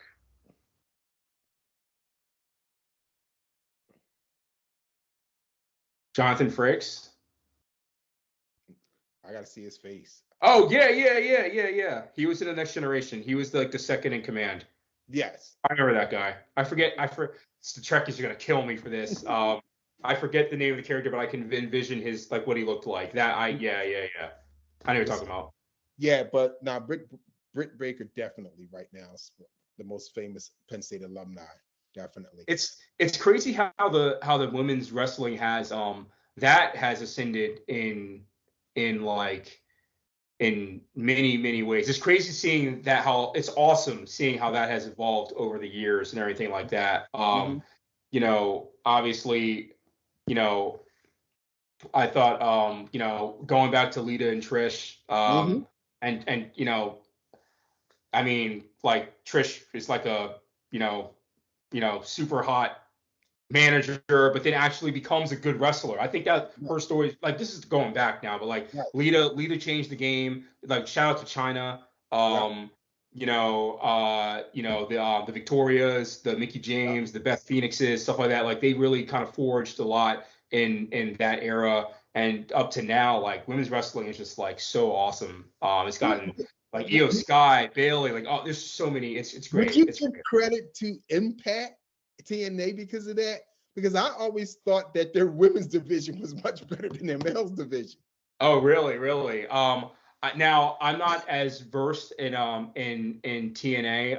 But I do know one of the people is Gail Kim. She was one of the best there, right? Gail Kim. If I'm not mistaken. Yep. Karma, which is Karma. Awesome. Yes, duh. Awesome Kong. Mm-hmm. Yep. Yeah. She was she changed the game. She was one of the best performers in wrestling, men or women. Yeah. Yeah. She was both. She was good. Yeah. But women's wrestling is on fire now. It really is. Yeah. It really is. Yeah. So with that said, there was a big signing. What do you think about Jade? What do you think about Jade? Oh my gosh, Jade! WWE left AEW, got signed. It made ESPN they were making a big deal out of this. This is probably the biggest signing they've had in a bit. So yes, I think that the WWE machine intentionally made that hit all outlets as a FU to AEW. Yeah, seriously, I really think Vince is petty like that. He's the king of petty, and I don't know I don't know if they just couldn't come to terms. But Tony, you shouldn't have let that girl go. Right. Shouldn't have let that girl go. I know. I listened to the podcasts and YouTube channels of actual former wrestlers, And they're like, oh, she's too green and everything. But the last couple matches she had, they were great. Mm-hmm. She's She only has getting better. she has a look. Mm-hmm. Her mic skills are good. They're not Mm-hmm. boom, they're good. But she can get better. But she has that factor, and this goes back to I'm gonna use Hogan, Cena. I'm gonna just use Hogan and Cena for Right. example. Right. There are hundreds of wrestlers who are better than them in the ring. Right. Of course. They just had that it factor. Right. Right. That's it. Hogan, well, Hogan in WWE, Hogan in Japan could wrestle. Yes. Hogan in Yes. I've seen WWE, limited. original Five Moves of Doom. Yeah. Right. And Cena, limited in what he did. Once in a while, he'll pull out something, but Mm-hmm. overall, He had that run, that U.S. title run, you right, know. right. But before that, I know. Yeah, he's limited. But they had that it factor to get the fans behind him. That's Jade Cargill. In AEW, the fans loved her. Mm-hmm. They were loving her. She gets to WWE. Those eyes that was on her in AEW, now they're going to do, oh, I'm going to check out WWE too now, even more. I want to see what happens with Jade. I want to see if she improves. I want to see what's going to happen. I think she's money. And I think that she is going to deliver. I really do think she's going to deliver. I think Now, so too. the only thing is how they book her. And this is the one thing I hate about particularly WWE. Yeah. They give someone a gimmick, they give someone a storyline. They tell the person what to say during their promos. When that person doesn't get over, the WWE says you're fired because you couldn't make it happen. Well, God darn it, if you let me do my own promos, if you let me do Right. this and Right. work with my own character, maybe I could get that over Right. instead of what you're telling me. So you're firing me for something that you created that wasn't good when you should get fired. Right. Right. So, but I think yeah, I'm hoping all the best for Jade. That's going to be fire. Yeah. It's gonna be great when she She's going to go to debuts. NXT first. Yeah, I wouldn't be shocked. That I think that's probably the right move. Brian Pillman Jr. is about to debut on NXT if I'm not mistaken, if that's correct. So I think it's a great move for her, for those two, and should be interesting. I know everybody wants to eventually see her versus Bianca, but let's see. Hopefully they have a good build up for it and stuff like that. I'm not gonna lie, the fan side, like the selfish side of me, I'm like, yeah, it would be cool if they faced off at WrestleMania 40, but it might be too early. You know what I mean? Like, let's, have her have a good match, a big match, but maybe not the final boss. You know what I mean? But who knows? Who knows how they're gonna treat this? This is what I'm like you. WrestleMania 40 here in Philadelphia. At least have her show up. Yeah, show up. Oh yeah, definitely show up. Yeah. Show up. Don't have her be off the card. No, Philly wants Jade. Let's do it. Right. Yeah, definitely. However, I would say put her in NXT for 4 months off the air, just doing dark matches. Okay. After those 4 months is over, put her on TV for 8 months on NXT. Then bring her up. But I don't know. I that's what I would do. But I don't know how quickly she would progress. I don't know how quickly she would get accustomed to the WWE system. Right. Because you're right. You said the WWE system, it is different. You've heard other wrestlers mention it's just like it's a different, it's a different style. It's a different type of, you're not going to have as much. Now, granted, Triple H Triple H being involved has, especially with his involvement with NXT, like that kind of has changed things. But like it still is like a different style. of Right. how you wrestle and you do your day to day, your week to week wrestling activities and everything like Right. that. So yeah, so we just mentioned Jade Cargill. I just wanted to get a little bit more on some more current things happening in the WWE and AEW and everything like that. I'm interested. What are your thoughts on CM Punk? Ah, Because I've heard a lot of different things about CM Punk over the yes. past You know, couple of months. there's mixed feelings from everyone. Well, Hmm. I'm not saying people have different sides. Right, right. Um, this is what I think. This is what I believe. Punk comes from an old school era. Hmm. Not too old school, but he comes Old from enough. old enough Yeah. where there are locker room leaders. WWE, they had their locker room court or whatever they called it. Hmm. And you had this respect for the seasoned professionals in there, even if they weren't uh, a main event person. Because I believe, like when Undertaker, it was Undertaker, and you had what's his name, the pimp guy, Oh, Godfather. Godfather.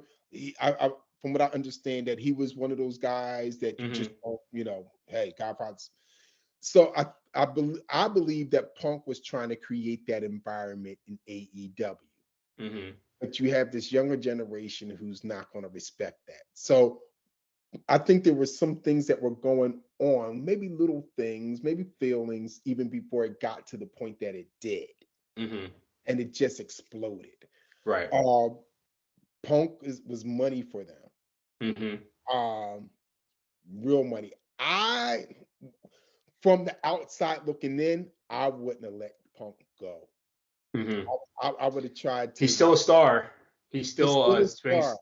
He's yeah. still a star, and the bottom line is he could draw money. Right. And Right. listening to some of the podcasts of some of the older wrestlers who are doing podcasts, Hmm. even outside, even when they're not talking about Punk, they're just talking about the business. It was Hmm. always about how can we draw money Right. for ourselves and for the company and for ourselves. How can we get butts in the seats? What do we need to do to get butts in the seats? So that's where I think they should have kept Punk.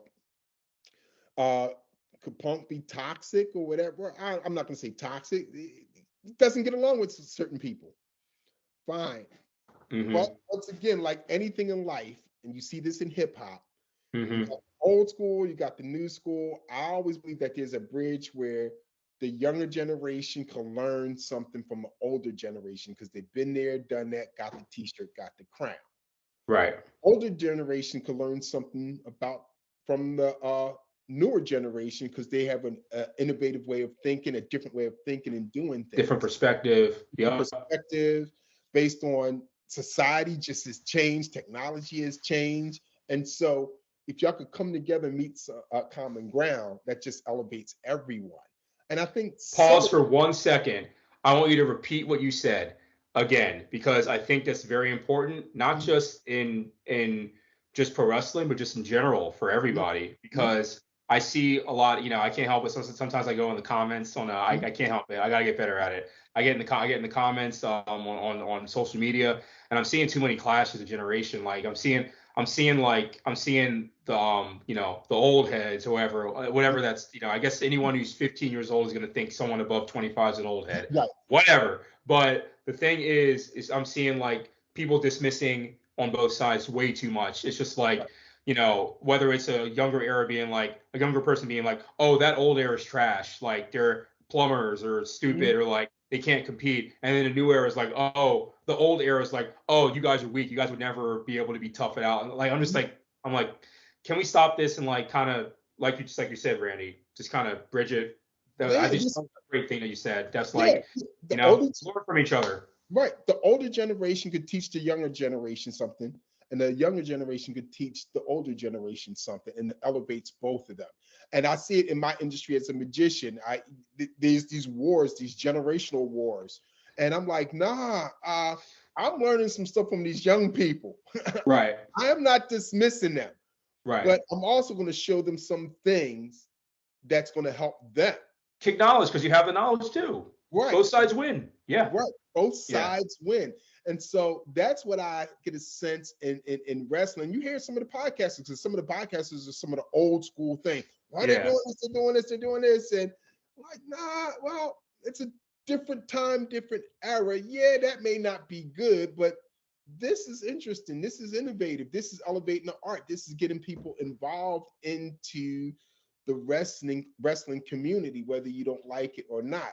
I always say this: the beauty, the blessing and curse of being in America is this: someone is always going to be at the lower end of the totem pole. Just make sure it's not you.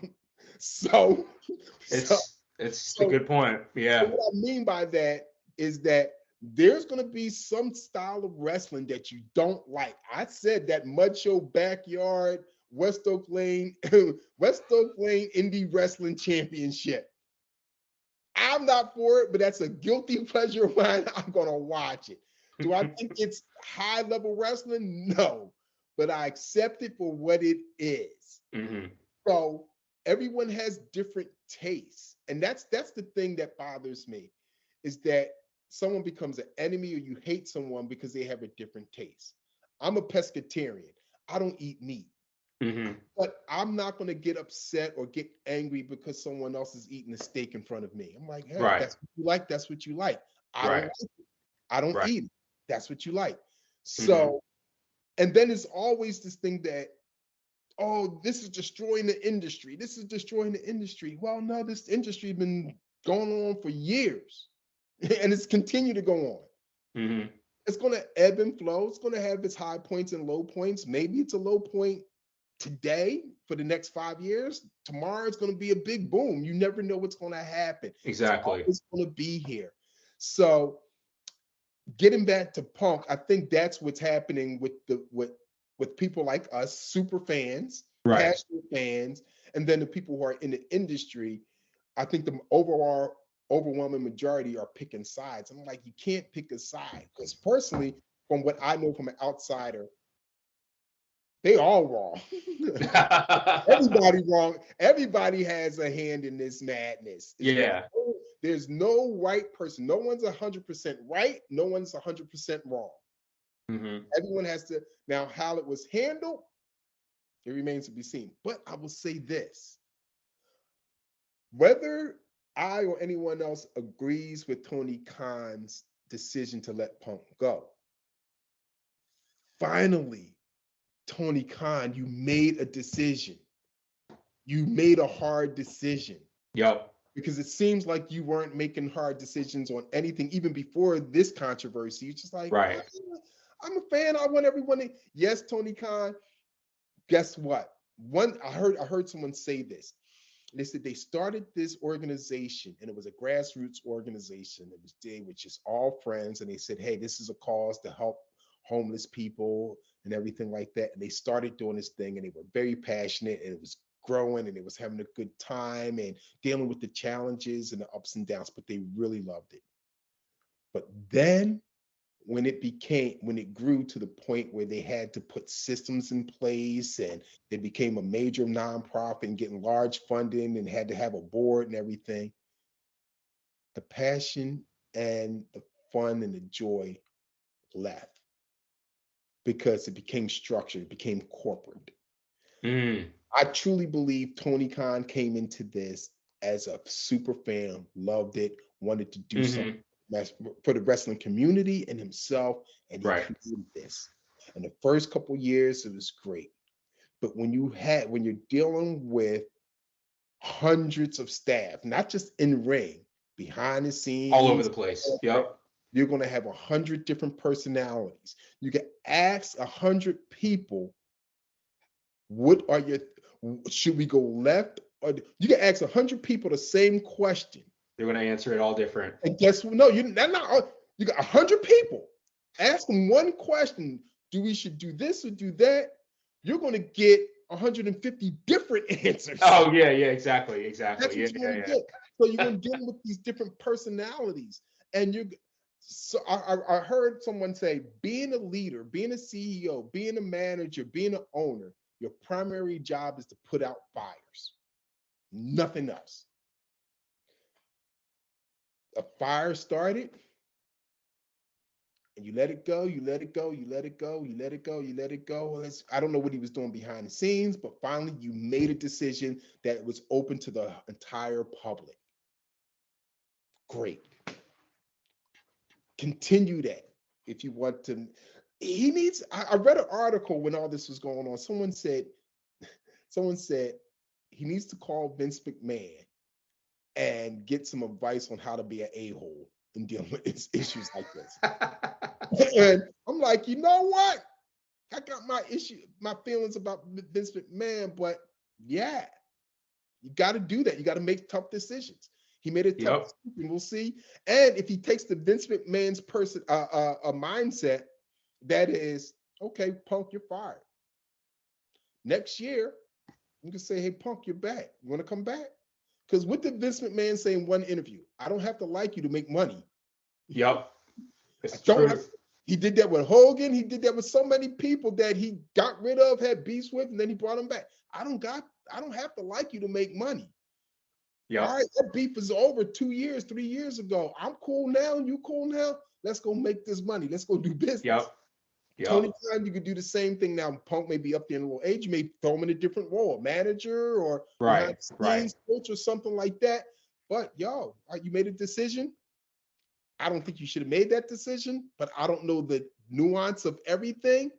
Right. So you made the best decision that you made. You're going to have to continue to make decisions because this is not the first thing that's going to happen. It's going to be other things down the line with new wrestlers arguing over contracts, potato controversies, all this stuff. Yep. You're right. And you're gonna have to. That's a part of leadership in general. You're gonna have to make the tough call, and it's not going to please everybody. It might be you may come to the conclusion it's the right call, and everyone's going to get mad. You're going to get killed for it, but it's the right call, and that's your conclusion as a leader. You know what I mean? And you may make a decision, and you realize it was may be a bad decision. Yeah. You still gotta. Hey, I made a decision. Exactly. Mm-hmm. Yeah. Definitely, man. Do you think? Would you be surprised if CM Punk came back to the WWE? They're already starting the rumor mill about it. You know what? I will love it, and I could see that happening as another FU. And I like Tony Khan. I like them all. It's to me, it's one is not bad. I like them all. I think it's great for the industry. I think that's what it is. It's great for the industry. If he comes back to WWE, first of all, number one, his quote unquote behavior in AEW would not be tolerated in WWE, and I'm confident that he knows that. Yeah, of course. But it's not just his behavior. No one's behavior is tolerated like that in WWE. So I don't think it will get to that point where they may get in a little scuffle behind the scenes and everything, and they get a talking to like, yo, whatever. But because it's owned by Endeavor now, and wasn't Punk a commentator for he wrestled with UFC? Yeah. I won't be surprised that they're gonna reach out. It would be Let's work something out. Let's talk. What are your terms? This is what we expect from you. Here's a code of conduct. But we're going to let you have some latitude here. This is what we're going to pay you. Whatever, Punk. Hey, whatever happened there, but this is what we expect. That's none of our business. If he comes back, but I didn't share this with you. They need to get him back. No, they need to get him. I'm gonna tell you why. Yo, WWE needs to hire me for this, just for this one. Pay me for this idea. No, seriously, they need to pay me for this idea. We got an alert right here. We got like a new idea being brought forth by Randy. Love it. Let's go. Get Punk back. Punk steps in the ring with Cody. Punk has that belt in the bag. Oh yeah. He had to show the belt. He says, Cody, I want to challenge. I want to offer you a match for the belt you never won in the other promotion and the belt that I never lost. Oh, nasty. You see, that's I a watched big, that. I love that's that. a big FU to AEW. Yeah, He really doesn't have to have the physical belt. He just comes out with the bag. Everybody knows what that is. Yeah. Cody never won that belt. Yeah. And he wanted it. And I could just hear Punk being like talking about how like, yeah, you never finished the story. You for damn sure didn't finish this story. Like exactly. And said, when you lost that match, you said you would never wrestle for that title again. But that was in that promotion. I have it now in a different company. That would be cool. That would be You never cool. won it. I never lost it. That would be boom. Now that would be you know what? And you know it's interesting. You mentioning that kind of makes me think of segueing into this. Mm-hmm. The Rock returned. The Rock returned 2 weeks ago on SmackDown. Mm-hmm. Holy crap. Mm-hmm. Now we've had past guests on the show and talk with other people in the our wrestling space. Mm-hmm. Some people have not given up on the fact that The Rock is going to eventually face Roman Reigns. The question is, should Rock face Roman Reigns for the title if The Rock is even involved? So what are your thoughts on The Rock coming back? Do you think it's just a one-off because of the writer's strike? Do you think like he did actually say that that him versus Reigns was locked for WrestleMania 39. It just didn't happen. He actually confirmed that. So there's clearly been talk all along. It makes sense. You have the biggest, wrestling star of all time, arguably, and the biggest movie star on the planet. You're probably trying to get him involved in your product. As you said, Randy, make money, figure out ways to make money. So, what are your thoughts on that? Do you think that, how do you think that should play out? Do you think, what are your thoughts? Okay, I got a lot of thoughts, and some of them are not necessarily related. So I'm gonna get to the thoughts that are related. The Rock should not do the match. Okay. Number one, we don't know when this writer's strike is going to end. Mm-hmm. It could end tomorrow, next week. So then he's back. But he should play a role. So this is what I see. Oh my gosh. Here we go. Another thing. Okay. Rock goes after Roman. Well, Rock makes some appearances. They get in a little scuffle because I don't want Rock to do a match and it's not. I hate when they're not at their prime and they can't wrestle the way they. Yeah, of course. I do believe Rock can, but he's going to be cautious because he's an actor, so he's going to have to take care of that part of it. That's his primary income. Yeah. So he's going to be cautious, so he's not going to wrestle the way that he normally would if he couldn't. But I know he can. I believe he can. Mm-hmm.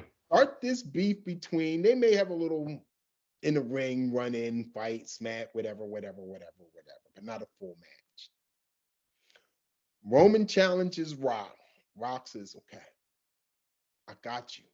Because this is not for the title. This is for the bloodline. Right. Tribal chief. Bigger than the title. But Roman, I'm already the tribal chief. And I'm going to send someone to represent me. Jacob Fatu. Oh, that'd be cool. That's talk about sky. I think a little bit.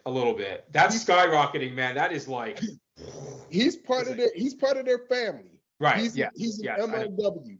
Yeah. This guy's a beast. And for the life of me, I don't know why they haven't signed this dude yet. Anyone. I don't know why. I know he has a 10-year contract with MLW, but AEW or WWE could buy this man out. Buy his contract. Bring Jacob Fatu, have him go against Roman. Wow. Leapfrog over main event Jay? Yup. Even main event Jay? Yup. Okay. And you know what? You could put all that in the storyline at that match.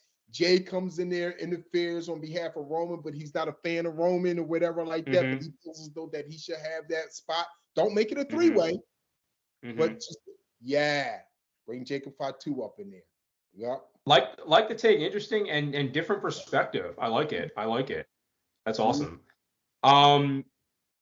Also, the reason why it made me think about The Rock just now is if something like that happens, and because I'll tell you right now, Randy, I've talked about it the past couple shows.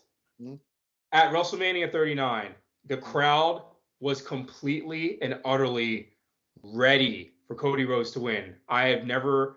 It's one of the merch that in that arena, it was Bloodline merch and Cody Rhodes merch. I've seen like Cody Rhodes shirts everywhere. People when that crescendo of the ending of that match, when Sami Zayn and KO came in and we're getting at Roman, and if Cody Rhodes would have won, that probably would have been one of the biggest pops ever. It was like that. It was people were ready, and then didn't happen, and it's just like, oh man. So who knows if they're going to do Roman versus Cody too? But if that doesn't happen because of Rock's involvement, that idea about Punk could be crazy. That's equal. And that gives room for Seth Rollins to do something, to not just go after have another match with Cody. He can do something with somebody else and elevate them, or give them a big match, maybe LA Knight or something like that. Right. You know what? If Punk comes back, I will pair him with Paul Heyman again. Oh man, I would do that separate from the Bloodline. So Paul Heyman just does it separate from the Bloodline.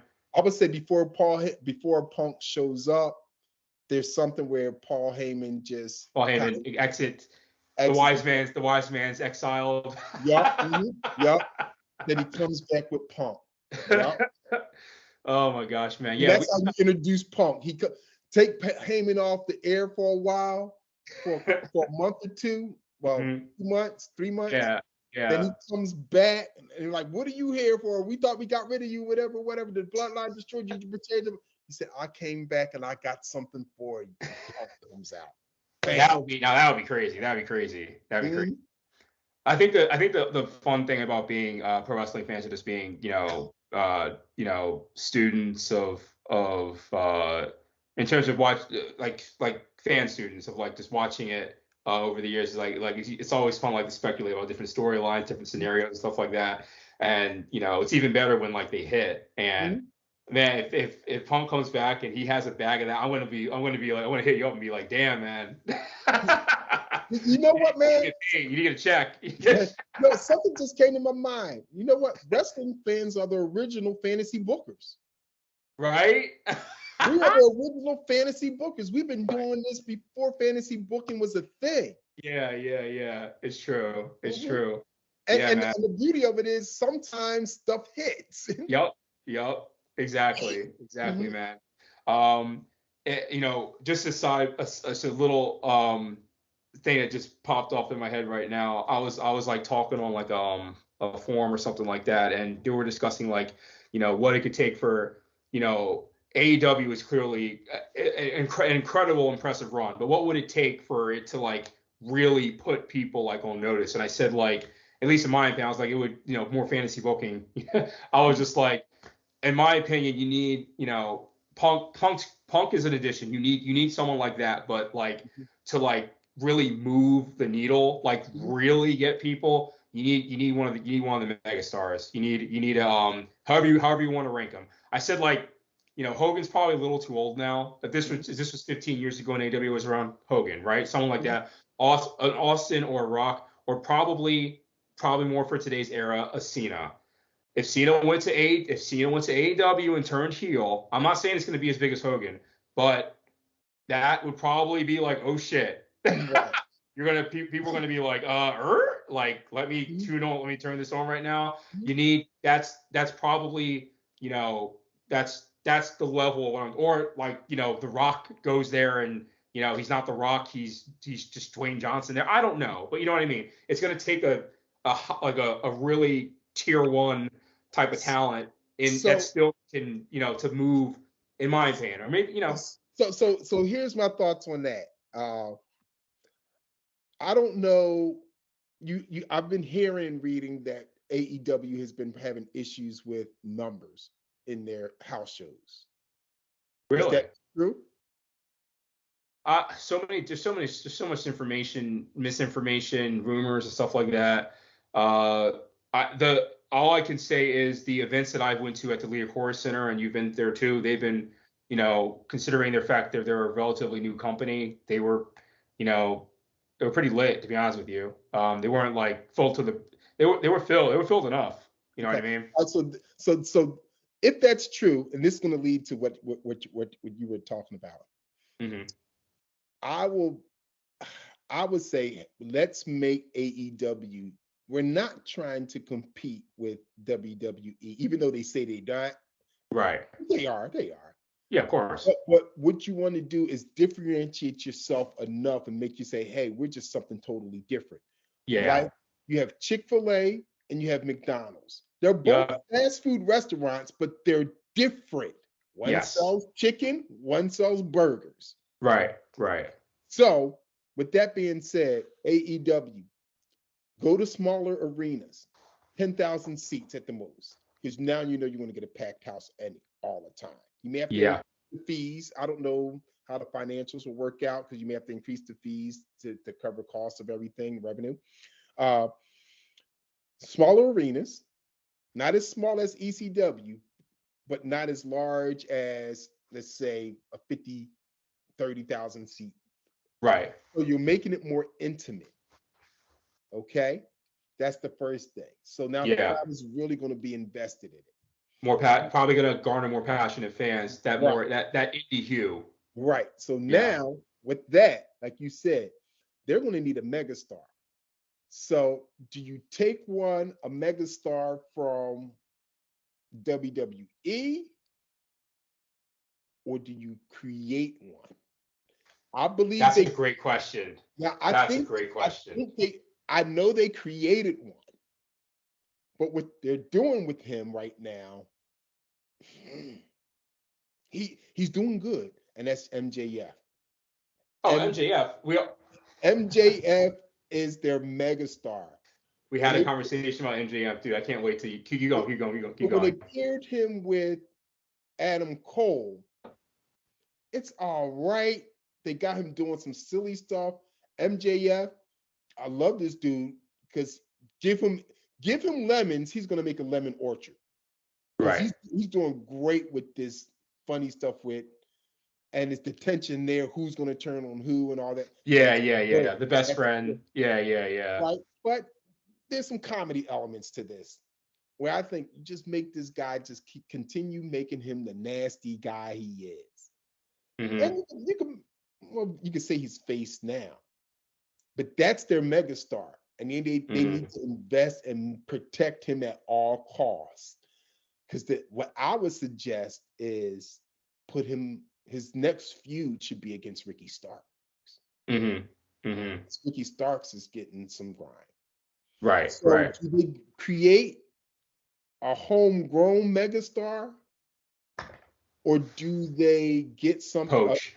poach from? It doesn't have to be from WWE. It could be from Right, Japan or somewhere else, and, right. and poach someone and create that person. That person may not be big to the world. Now, this is how they also need to build a megastar. Let's use MJF. You need to get your PR team and get MJF on the late night show with Jimmy Fallon, all Hmm. this getting in front of and particularly MJF because he's a character. So Hmm. people who don't even know who he is, he's on Jimmy Fallon. We got MJF, the AEW champion, and everything. Yeah, Oh yeah. God, whatever. And his antics and the stuff that he'll say, people who are not even fans who are watching Jimmy Fallon, like, yo, who's this? I gotta turn into AEW. That's the turn. Randy, Hmm? what you're saying is you're hitting on all cylinders right now. We actually had a conversation about and we had a poll on a few I think like a month ago, a little over a month ago, about how high MJF can go. Hmm. And I believe I'm going off the top of my head right here. there was where could he finish at, you know, how high can he go, and what were the categories, what are like the choices, right? So we had megastar, which is like we just talked about that. We have legend, which I put like like an HBK taker, cornerstones that legendary figures, icons, the not quite the crossover appeal, but pretty freaking close, right? That's your yeah. Then you have the third. I put like the third tier would be like star crossover success. So like a Miz, a Chris Jericho. Chris Jericho can be considered. It's kind of tough because Chris Jericho could probably be considered an icon too. But you know what I'm trying to say. He's kind of like he's a mix of both. He's an icon, legend, but kind of has also crossover success, but not the mainstream megastar of the people we talked about. You get what I'm saying? And then I said, let's wait 5 years to see where he can where he's going to go 5 years from now. Because this dude's young as hell. I think he's like 27 years old. So he's, I think it was actually split a lot of different. It was like 28%. Like it was a lot of out the four choices. It was a lot of differentiating opinions about it. So I think the sky's the limit with MJF. I think he's definitely one of the best mic workers in a long time. I think that Carlton actually said that he thinks that MJF he could become the Sting of AEW, which is pretty freaking insane. Like he's like the franchise, and I think it goes into what you said, Bill. Hey, it's not all about just like not to go on like maybe I'll make a little sports analogy here. It's not about just like poaching stars and trying to create like a big mega team or super team or whatever. Maybe invest in what you got.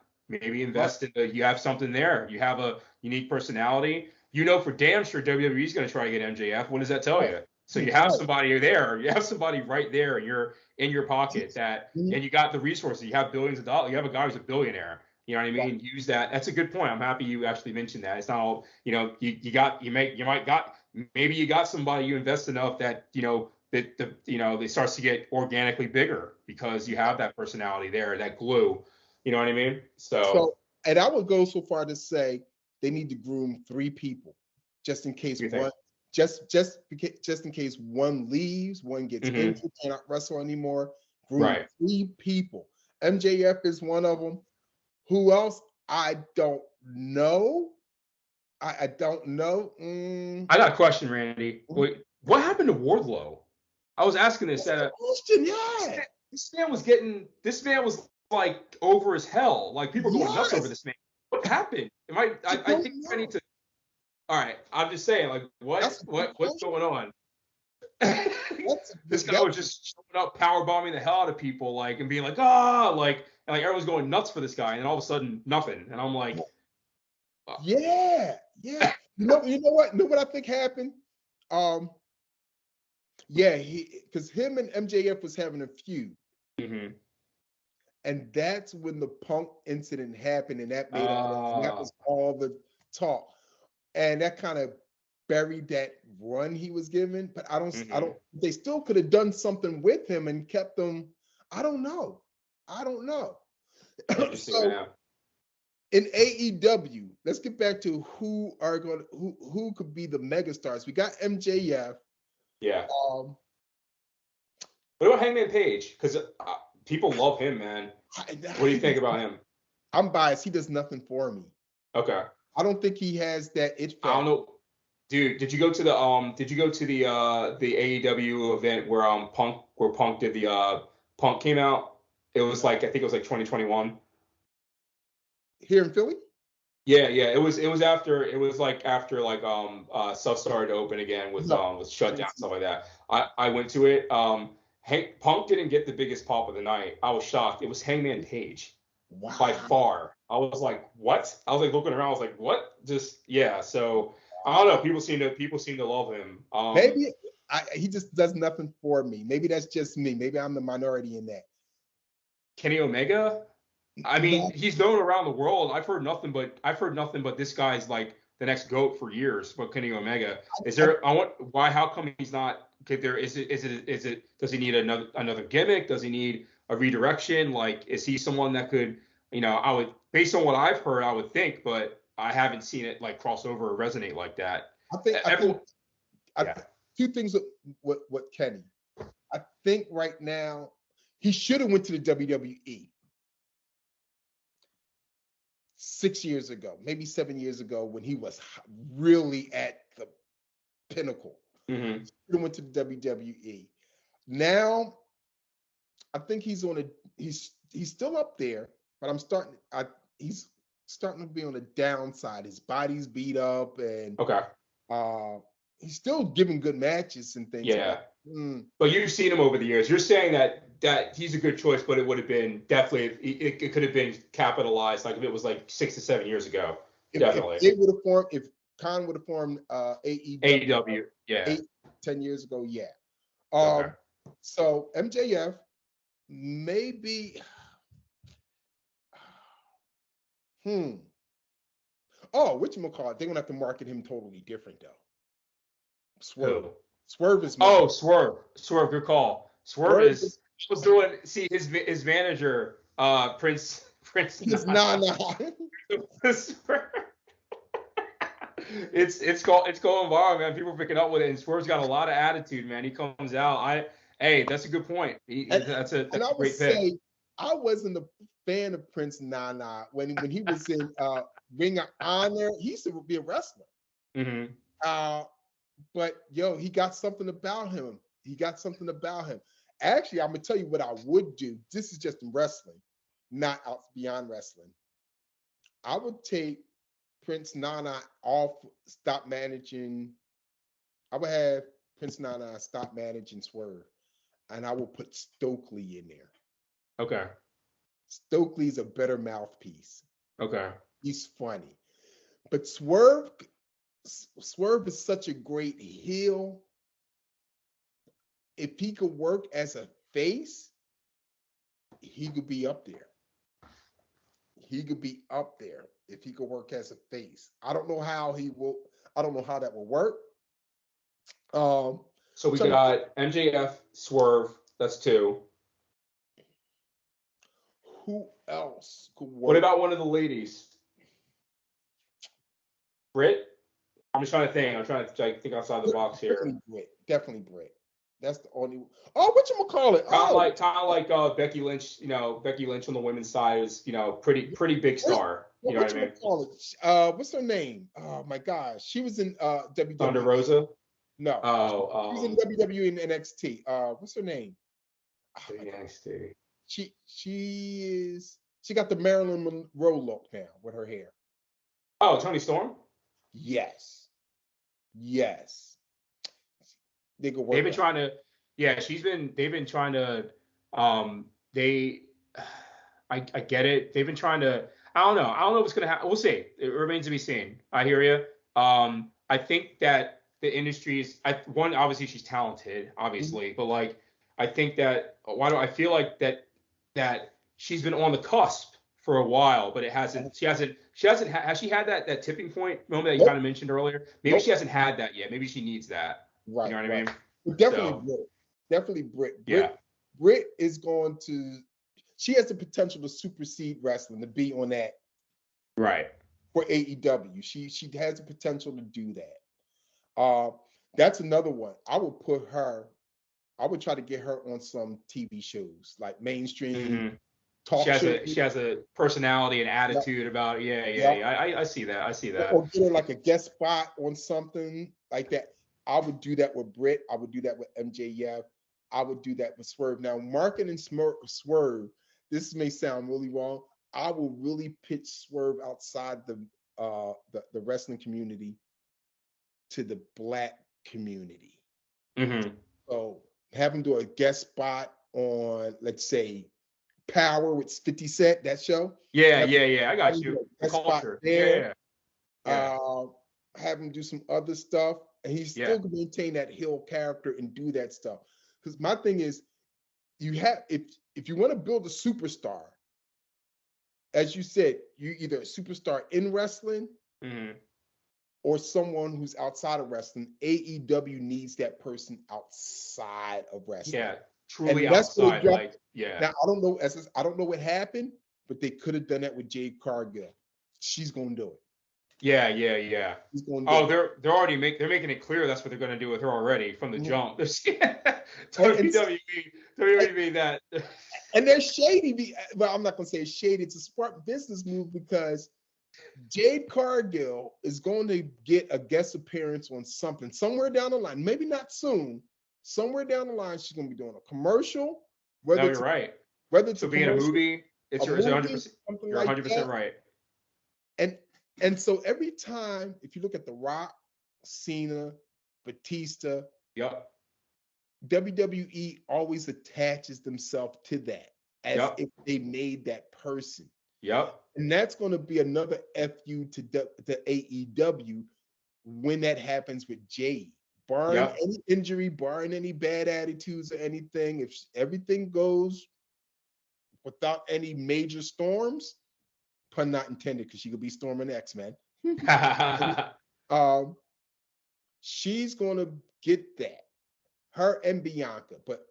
And then Tony, what are you going to do, man? Tony got to come up with something. And I'm rooting for Tony. I'm Oh rooting my for him. gosh. That, I'm you know what? You just mentioned something. They are going to bring X-Men to the MCU. Jade's going to be, there's going to be people, the wrestling community is going to be lobbying for Jade to be cast as Storm.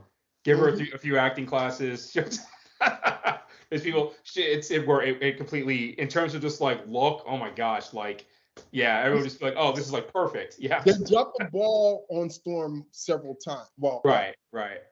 Halle Berry should have never played Storm. I love Halle Berry, but I hear you. I hear you. I hear I you. mean, they I had thought it should have been Angela Bassett. could have been Angela Basket, Yeah, and yeah, yeah. that's even way back. They could have got Grace Jones, and she Oh my was. gosh, that that's a good cast. They That's could have if they got would have done further back. Yeah, right. yeah. So, and then there's another actress who could have played her. They dropped the ball several times. Don't drop the Hmm. ball.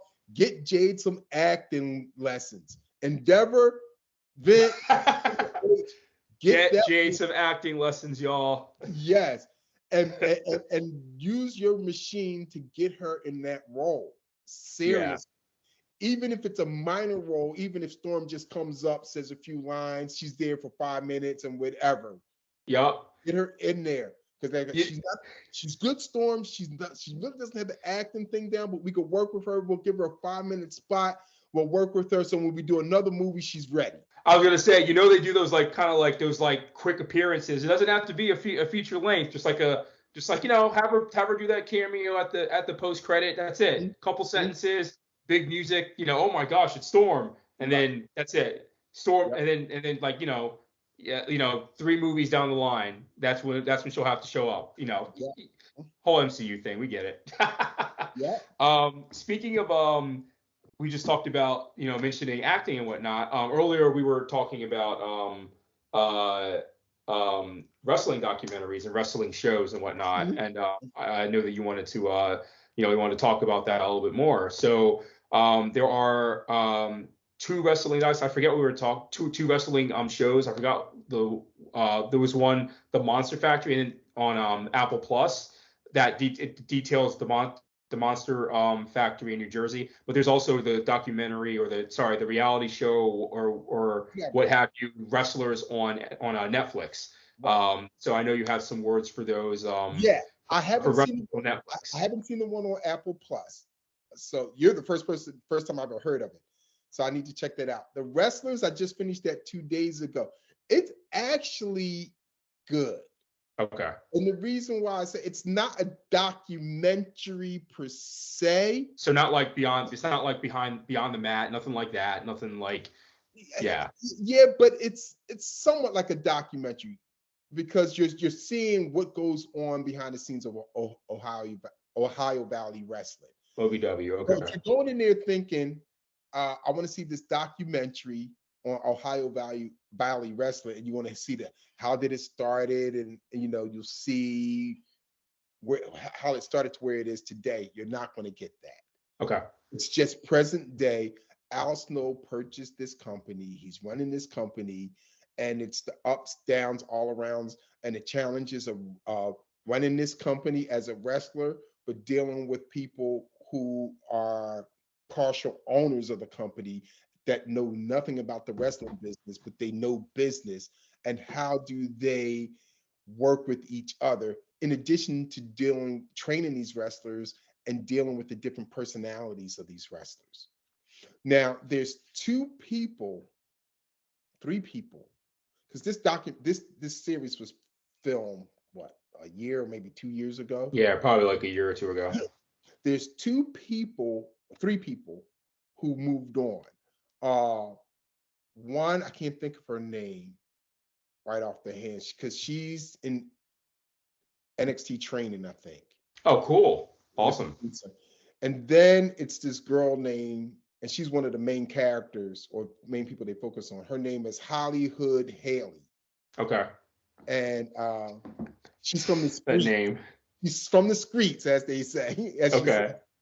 Her and her mother, because her mother's a wrestler, they did WOW.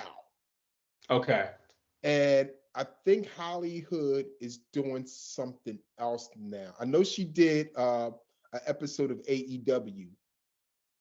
A couple of them did an episode of AEW, and they even mentioned Tony Khan.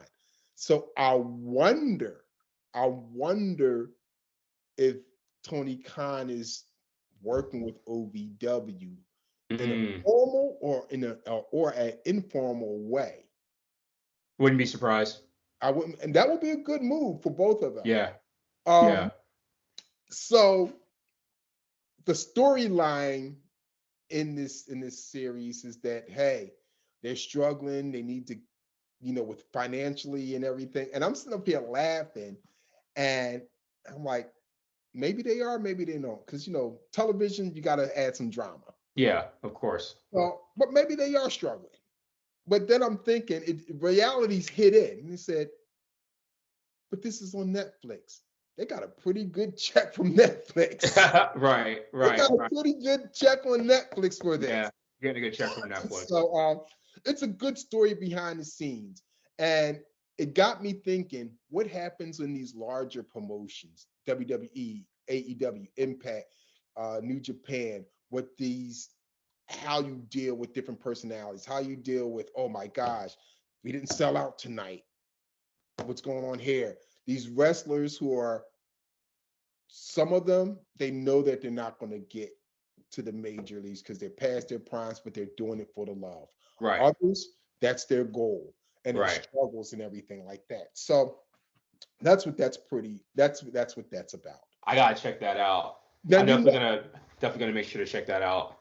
Now, I've never seen Heels. That's not a documentary, but it just got canceled, man. I heard it's on the list. I'm finishing up. I'm late to the Snowfall game. I'm on season 5 of Snowfall. After I'm done Snowfall, I'm gonna go right into Heels and start watching that. I've heard good things about it. It's a shame it's already canceled. Yeah, I gotta check that out. I heard season 1 was great. So have you seen any of the Dark Side of the Rings? I've seen a couple of them, man. I saw Bruiser Brody. I saw Macho Man. They're still rough. I saw Brian Pillman. Brian Pillman, actually, for some reason, I guess Brian Pillman kind of got me more than I thought it would, because I think I saw him in WCW as a kid, as Flying Brian. I saw him with Austin Hollywood Blondes. I saw him, the Hart Foundation. The Hart Foundation in '97, and I think for me, that's one of my favorite stables. Brian Pillman, when he was like that the loose cannon and stuff like that, and all that. I didn't realize. It's interesting. Even when I was like mad young watching that, in my mind, even though I didn't have the full knowledge, I was like, interesting. He's not like going around the ring as much as he used to. He wasn't like. I always thought, even as a kid, I was just Flying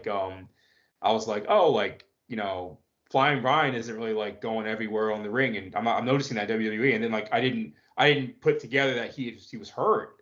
Watching that, I didn't catch that. Oh yeah, Dark Side of the Ring. I saw the Brian Pillman one, and yeah, he was he wasn't, his knee or something, his leg or his knee or something like that. He was not. So if you think back to that, I know you have there's a lot of wrestling in that inside our heads, but if you can go back and think to win like 96, 97 when he came in WWE. Right.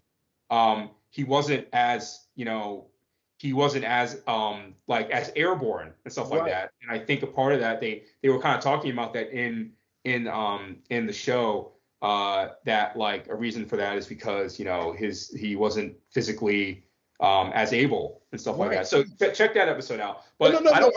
I should watch more. Oh, go ahead. I'm sorry. I did catch that episode, but what I'm Okay. saying is I didn't catch what you caught when you were a kid. Because when I didn't catch that. And so when I watched the episode, I was like, oh my, because in my mind, he was wrestling all the time and doing that high flying stuff. Yes. And the cane thing was just his gimmick because he had a cane. I thought it was just a gimmick. But watching that episode, I was like, oh snap. No, he was injured. Yeah, I didn't. And that's I right. had He no wasn't idea. doing all this stuff. Yeah. I was like, oh my God. Yeah, it clicked for me. I was like, whoa, okay. Mm-hmm. Yeah. So there's so, man, I gotta watch more, man, but like they're sad, man. It's a lot. It's just like it's heavy. It's heavy. the Ric Flair episode with the plane, the plane ride from hell. Yeah. Woo! Man. The one with Chris Benoit, that was heavy. Chris Benoit, that was tough. That was really, really that was heart-wrenching. That was man. Woo. Speaking of Chris Benoit, do you think WWE is wrong for not acknowledging him? I think they're put in a really crappy situation. I can see both sides of it. Look, we said earlier, you can separate, my wife introduced a phrase to me over the course of our relationship. Like, it's been known, but I never really used it, but it's the truth. Two things can be true. Just because, Chris Benoit was a murderer. Mm-hmm. What he did was unforgivable, awful. But he was also one of the best wrestlers that ever lived. Right.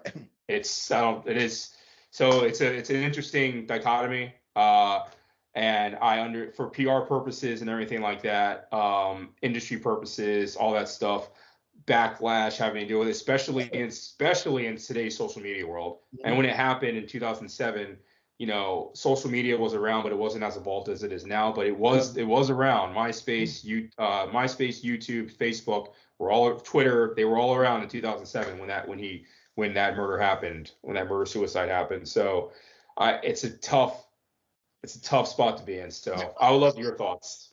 I'm conflicted, man, because it's tough. Well, I'll tell you in a broad sense. Mm-hmm. I think, like your wife said, two things could be true at the same time. Right. Also, because of that, we could separate them. So maybe I'm biased because I'm a wrestling fan. I think, hey, maybe they could acknowledge him. He's one of the greatest wrestlers that ever lived, man. Right? I love Chris Benoit. They don't have to do a full out thing, but hey, this is the guy. They don't even have to put him in the Hall of Fame, but they could show his matches on the network or something like that or whatever. Yeah, Randy Orton was the youngest world champion because he beat Chris Benoit. Like, It's okay to say that. I got you. Yeah, right. Like it's hard. Yeah. But on a different scale, because I can see someone saying, "Hey, Randy, you'll give grace to acknowledge Chris Benoit for his accomplishments, and you can separate what he did mm-hmm. from the heinous crime that he did." Mm-hmm. And Randy, you could try to justify it by saying, the head injuries caused him. Basically CTE. Yep. Like it really wasn't.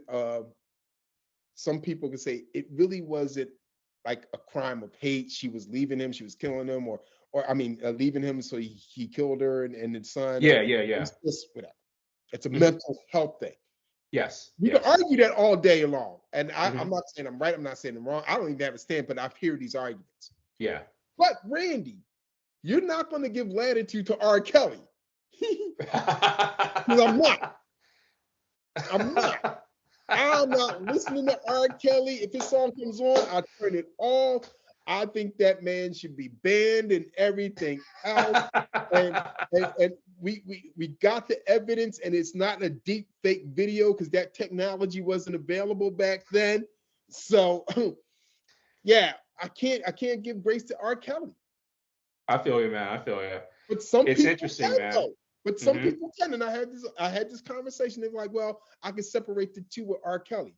So what is it? It's just a complexity of being human. It's a complex thing, different. Hey man, that's how you feel. Not we can get more into pop culture here. That's actually outside of wrestling. That's my wheelhouse. You mentioned R. Kelly. I'll mention there's a lot of talk with Taylor Swift and Drake. Whenever there's a big megastar musician, they always compare him to Michael Jackson, compare him or her to Michael Jackson. Obviously, Michael Jackson has a lot of controversies on his end and everything like that. I have my opinions about it. Other people may have theirs and stuff like that, and it is what it is. And Bill Cosby is another one. Bill Cosby. Two things can be true.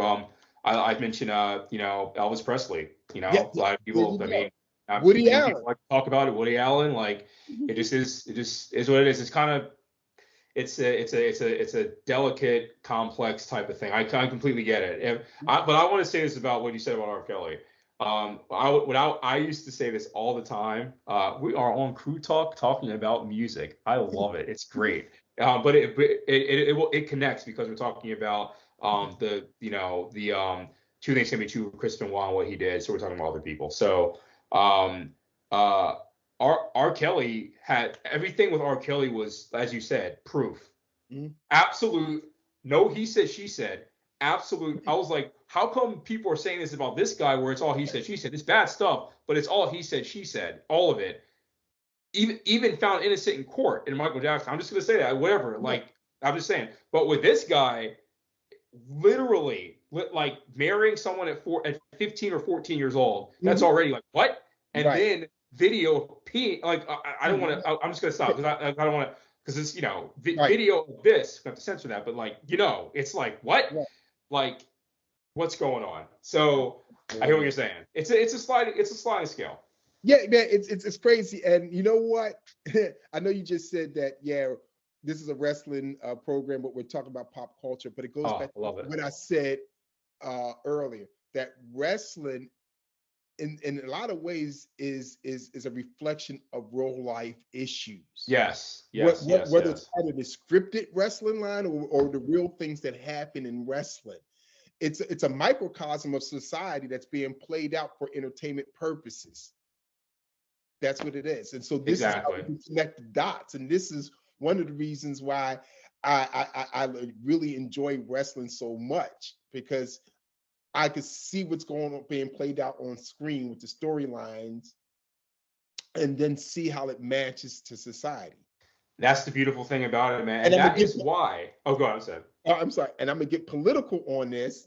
And this, oh, wow. And this may make some of the listeners pissed off. I'm convinced that Donald Trump learned from Vince McMahon. Oh, I can see that. I can totally see that. They're like your friends. I can totally see that. I really believe that Vince McMahon coached Donald Trump. This is how we call them promos, you call them your stump speeches. This is how you deal with it. You're a heel character. That's what you are. And this is what heels stick to this. This is your lane. You are doing this. That's what you're doing. No matter what, you stick. I can totally see that. Yeah. That's as far as political I'm gonna go. But I truly believe that. Speaking of some rumors and stuff, did you hear? I just saw this today. There's a rumor going around that Triple H and Stephanie are separated, divorced, or working on a divorce. Wait, what? Look that up. Wait, what? No way. There's a rumor. Yeah. Stop. Wait. That's some. If I had a breaking news like an alert sounder that I could press right now, that's what I would. Wait, what? No. Did you see it? Did it pop up? Wait, what? There's no concrete evidence, but what? There. I didn't know there were rumors on here. What? Mm-hmm. Mm-hmm. No way. All right. Well, we'll have to. We'll have to. What? Wow. Talk about that's some crazy. That's some. Well, we'll see. We'll see what happens. There's a lot of dirt sheets, a lot of stuff. But I will say this. I will also say this. In today's sometimes with some things, when you hear it enough, depending on where it comes from and the sources it comes from. If it comes from like some Joe Smo or whatever, then whatever, or like some account that's like known for trolling, fine. Right. You know it's ridiculous. But if it's coming from actual sources, like some tidbits here and there, and it's just kind of consistent, where there's smoke, there's fire. So it's definitely something to something to keep an eye on with that. Right. Woo! That is Right. that would be crazy. That would be some earth-shattering stuff, especially seeing those two over the years, watching over the years. Wow. That's one of the things where I would never, I mean, it's crazy in the world of, it's funny. We talk about scripts and everything like that. I don't put WWE with like Hollywood, but I feel like maybe I should. And just in a different way, because it is. It's kind of like these are famous people. Like there's some wrestlers who will get stopped in a restaurant and not be able to even do anything because that's how big they are and stuff like that. It's definitely Hollywood. And now that you said that, I wonder if this is something that's being put out by WWE. Let me explain. Do you remember when everyone thought that John Cena and Nikki Bella was that whole engagement stuff? And you notice that whole engagement thing, and what did that lead to? It led to a match. No, not the match. The show. Bella show. The Bella show. Yeah. And with John Cena was really featured on that season. Yep. And then when that was over, the engagement is off. Yep. That was, trust me, that was planned from the start. They knew damn well what they were. Yeah. That was planned from the start. That was to get ratings for that show. And to help John Cena with his acting career was a win-win situation for John Cena, Nikki Bella, and WWE. Yep. So I wonder if, and I wouldn't put it past them, this whole thing is being put out because something's coming up with those two, a TV show or something. I don't know. And who knows? 40th anniversary of WrestleMania is coming up in Philly. It's going to be monster. I mean, if you know otherwise, let me know. I'm convinced Triple H. I'm convinced that because Vince McMahon was when it got announced, Vince McMahon was in the middle of dealing with all the controversy with Wall Street and the stuff, like people look like the authorities looking through his work, his affairs, all that stuff like that, yada yada yada. I'm convinced it was Triple H. Correct me if I'm wrong. Anyone, DM Real TWC, but I in my opinion, I am convinced Triple H made the call at that WrestleMania. What Triple H, Nick Khan, I'm sure someone was like, we're doing WrestleMania in Philly. I'm not sure if Vince had the same amount of power at that time, if that would have happened. That's just my opinion, but who knows? Maybe, like you said, Randy, maybe something's coming up with them. Who knows? But man, that would. I'm kind of left speechless on air here. Well, two things. Two things.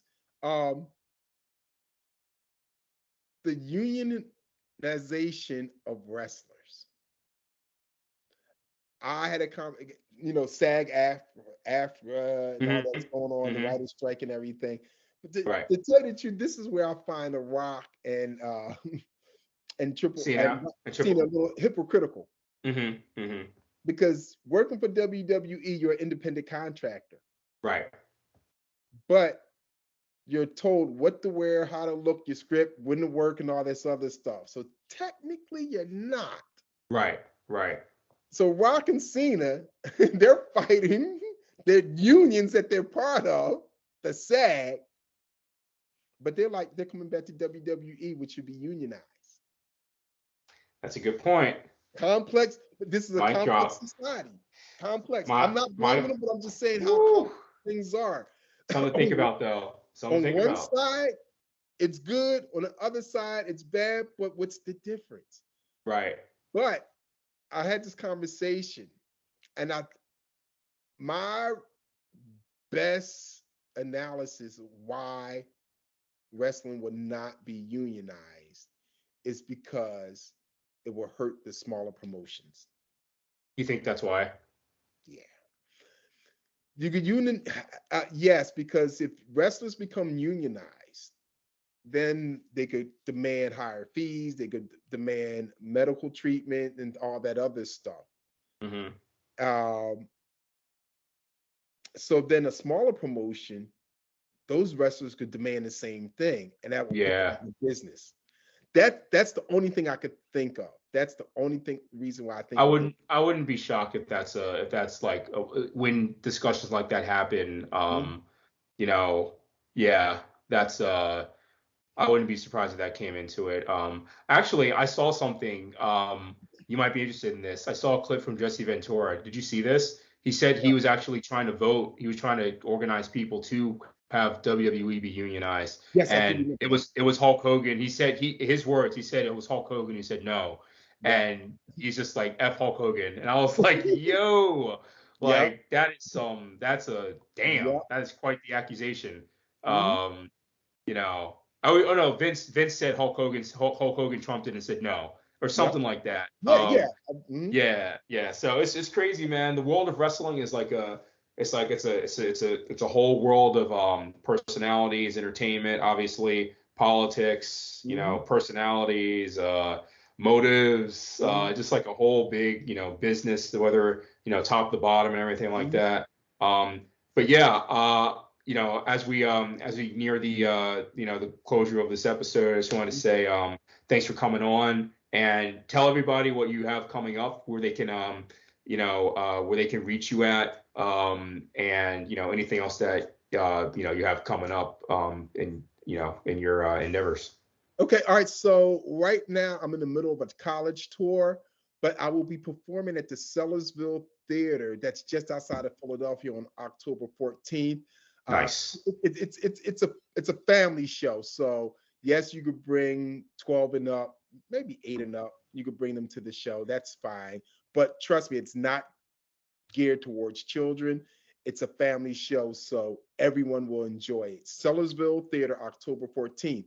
Awesome. Also, you can reach me, you can follow me on Instagram on all my social medias. It's Ran_magic. That's RAN_magic.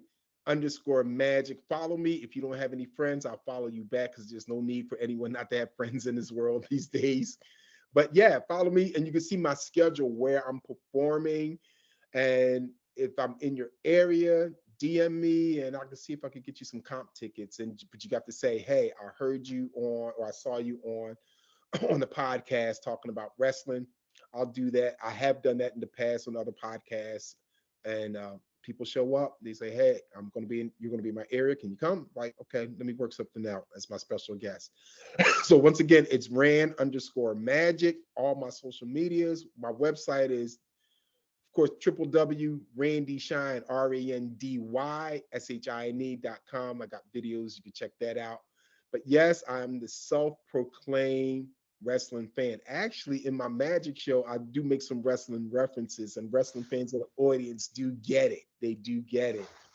One of the things I want to do, I want to walk out on stage with Roman Reigns music and tell the audience to acknowledge me. I really want to do that. I really want to do that. I Oh don't yeah. I don't know if they would get that. Hold on. I want to show you something. Hold on. I'm gonna disappear for a minute. I'm gonna be right back. Of course, of course. Coming out to Okay. the ring just be crazy. Right here. This is a wrestling belt, but because I'm a Wow. magician, right there you can see Wow. Champion. the man, the myth, the magician. That's what it says. That's And it has awesome. playing cards right That's here. amazing. Had it made, man. Seriously. Undisputed champ. The undisputed magician champ, the That's people's amazing. champ of wrestling, right here. Right here. That's amazing. That's amazing. Yeah. That's like the best thing I've ever seen. That's awesome. I walk into magic conventions with this, man. Seriously. Oh, I was walking through the airport. I did this once. I should do it again. I was walking through the airport with this around my shoulders, and people hmm stopping me. They were like, "Who are you? You must be the what?" It is so Who funny. are you the champion of? Yeah, actually, I think I'm gonna do this next time I'm traveling, man. I'm gonna walk through the airport with this. I love it. I love it. Seriously. Oh, I forgot to ask this. What's your what's you've been to a lot of places, Rand. What are your favorite? What are some of your favorite places you've been to? Let's get it down to like your top five Top five: places that you've been to. You've performed at. South Africa, Singapore, Japan, Iceland. Okay, I gotta throw one more in there.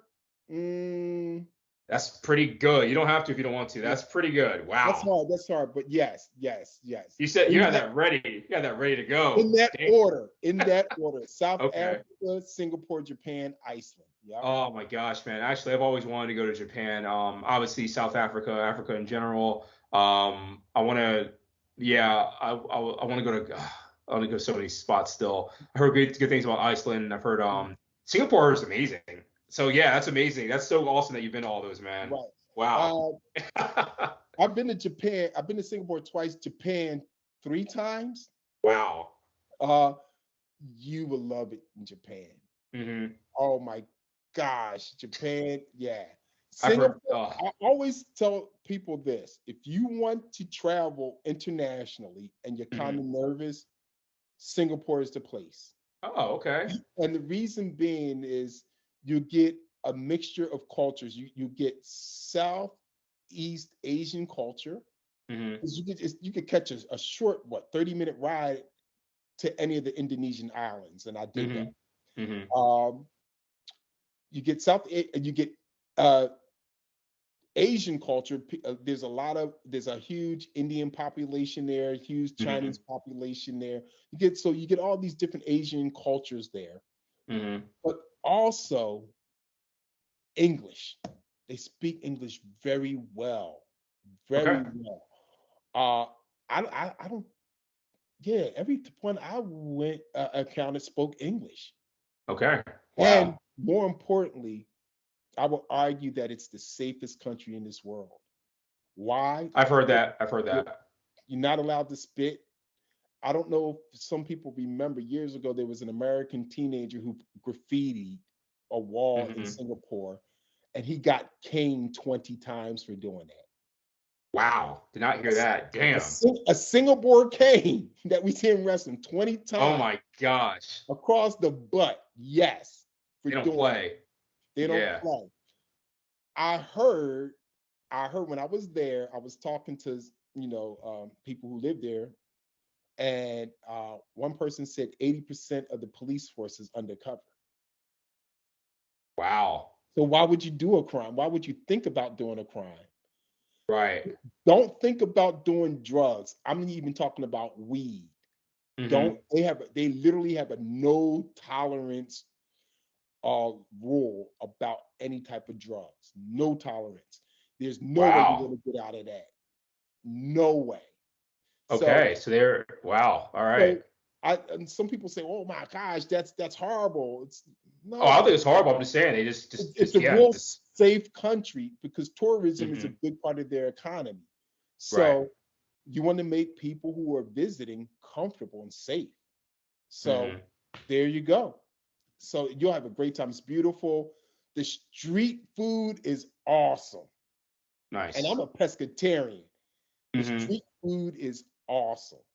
Nice. So Oh, yes. add this to the list. Yeah. Mhm, Oh man, that's mhm, awesome, man.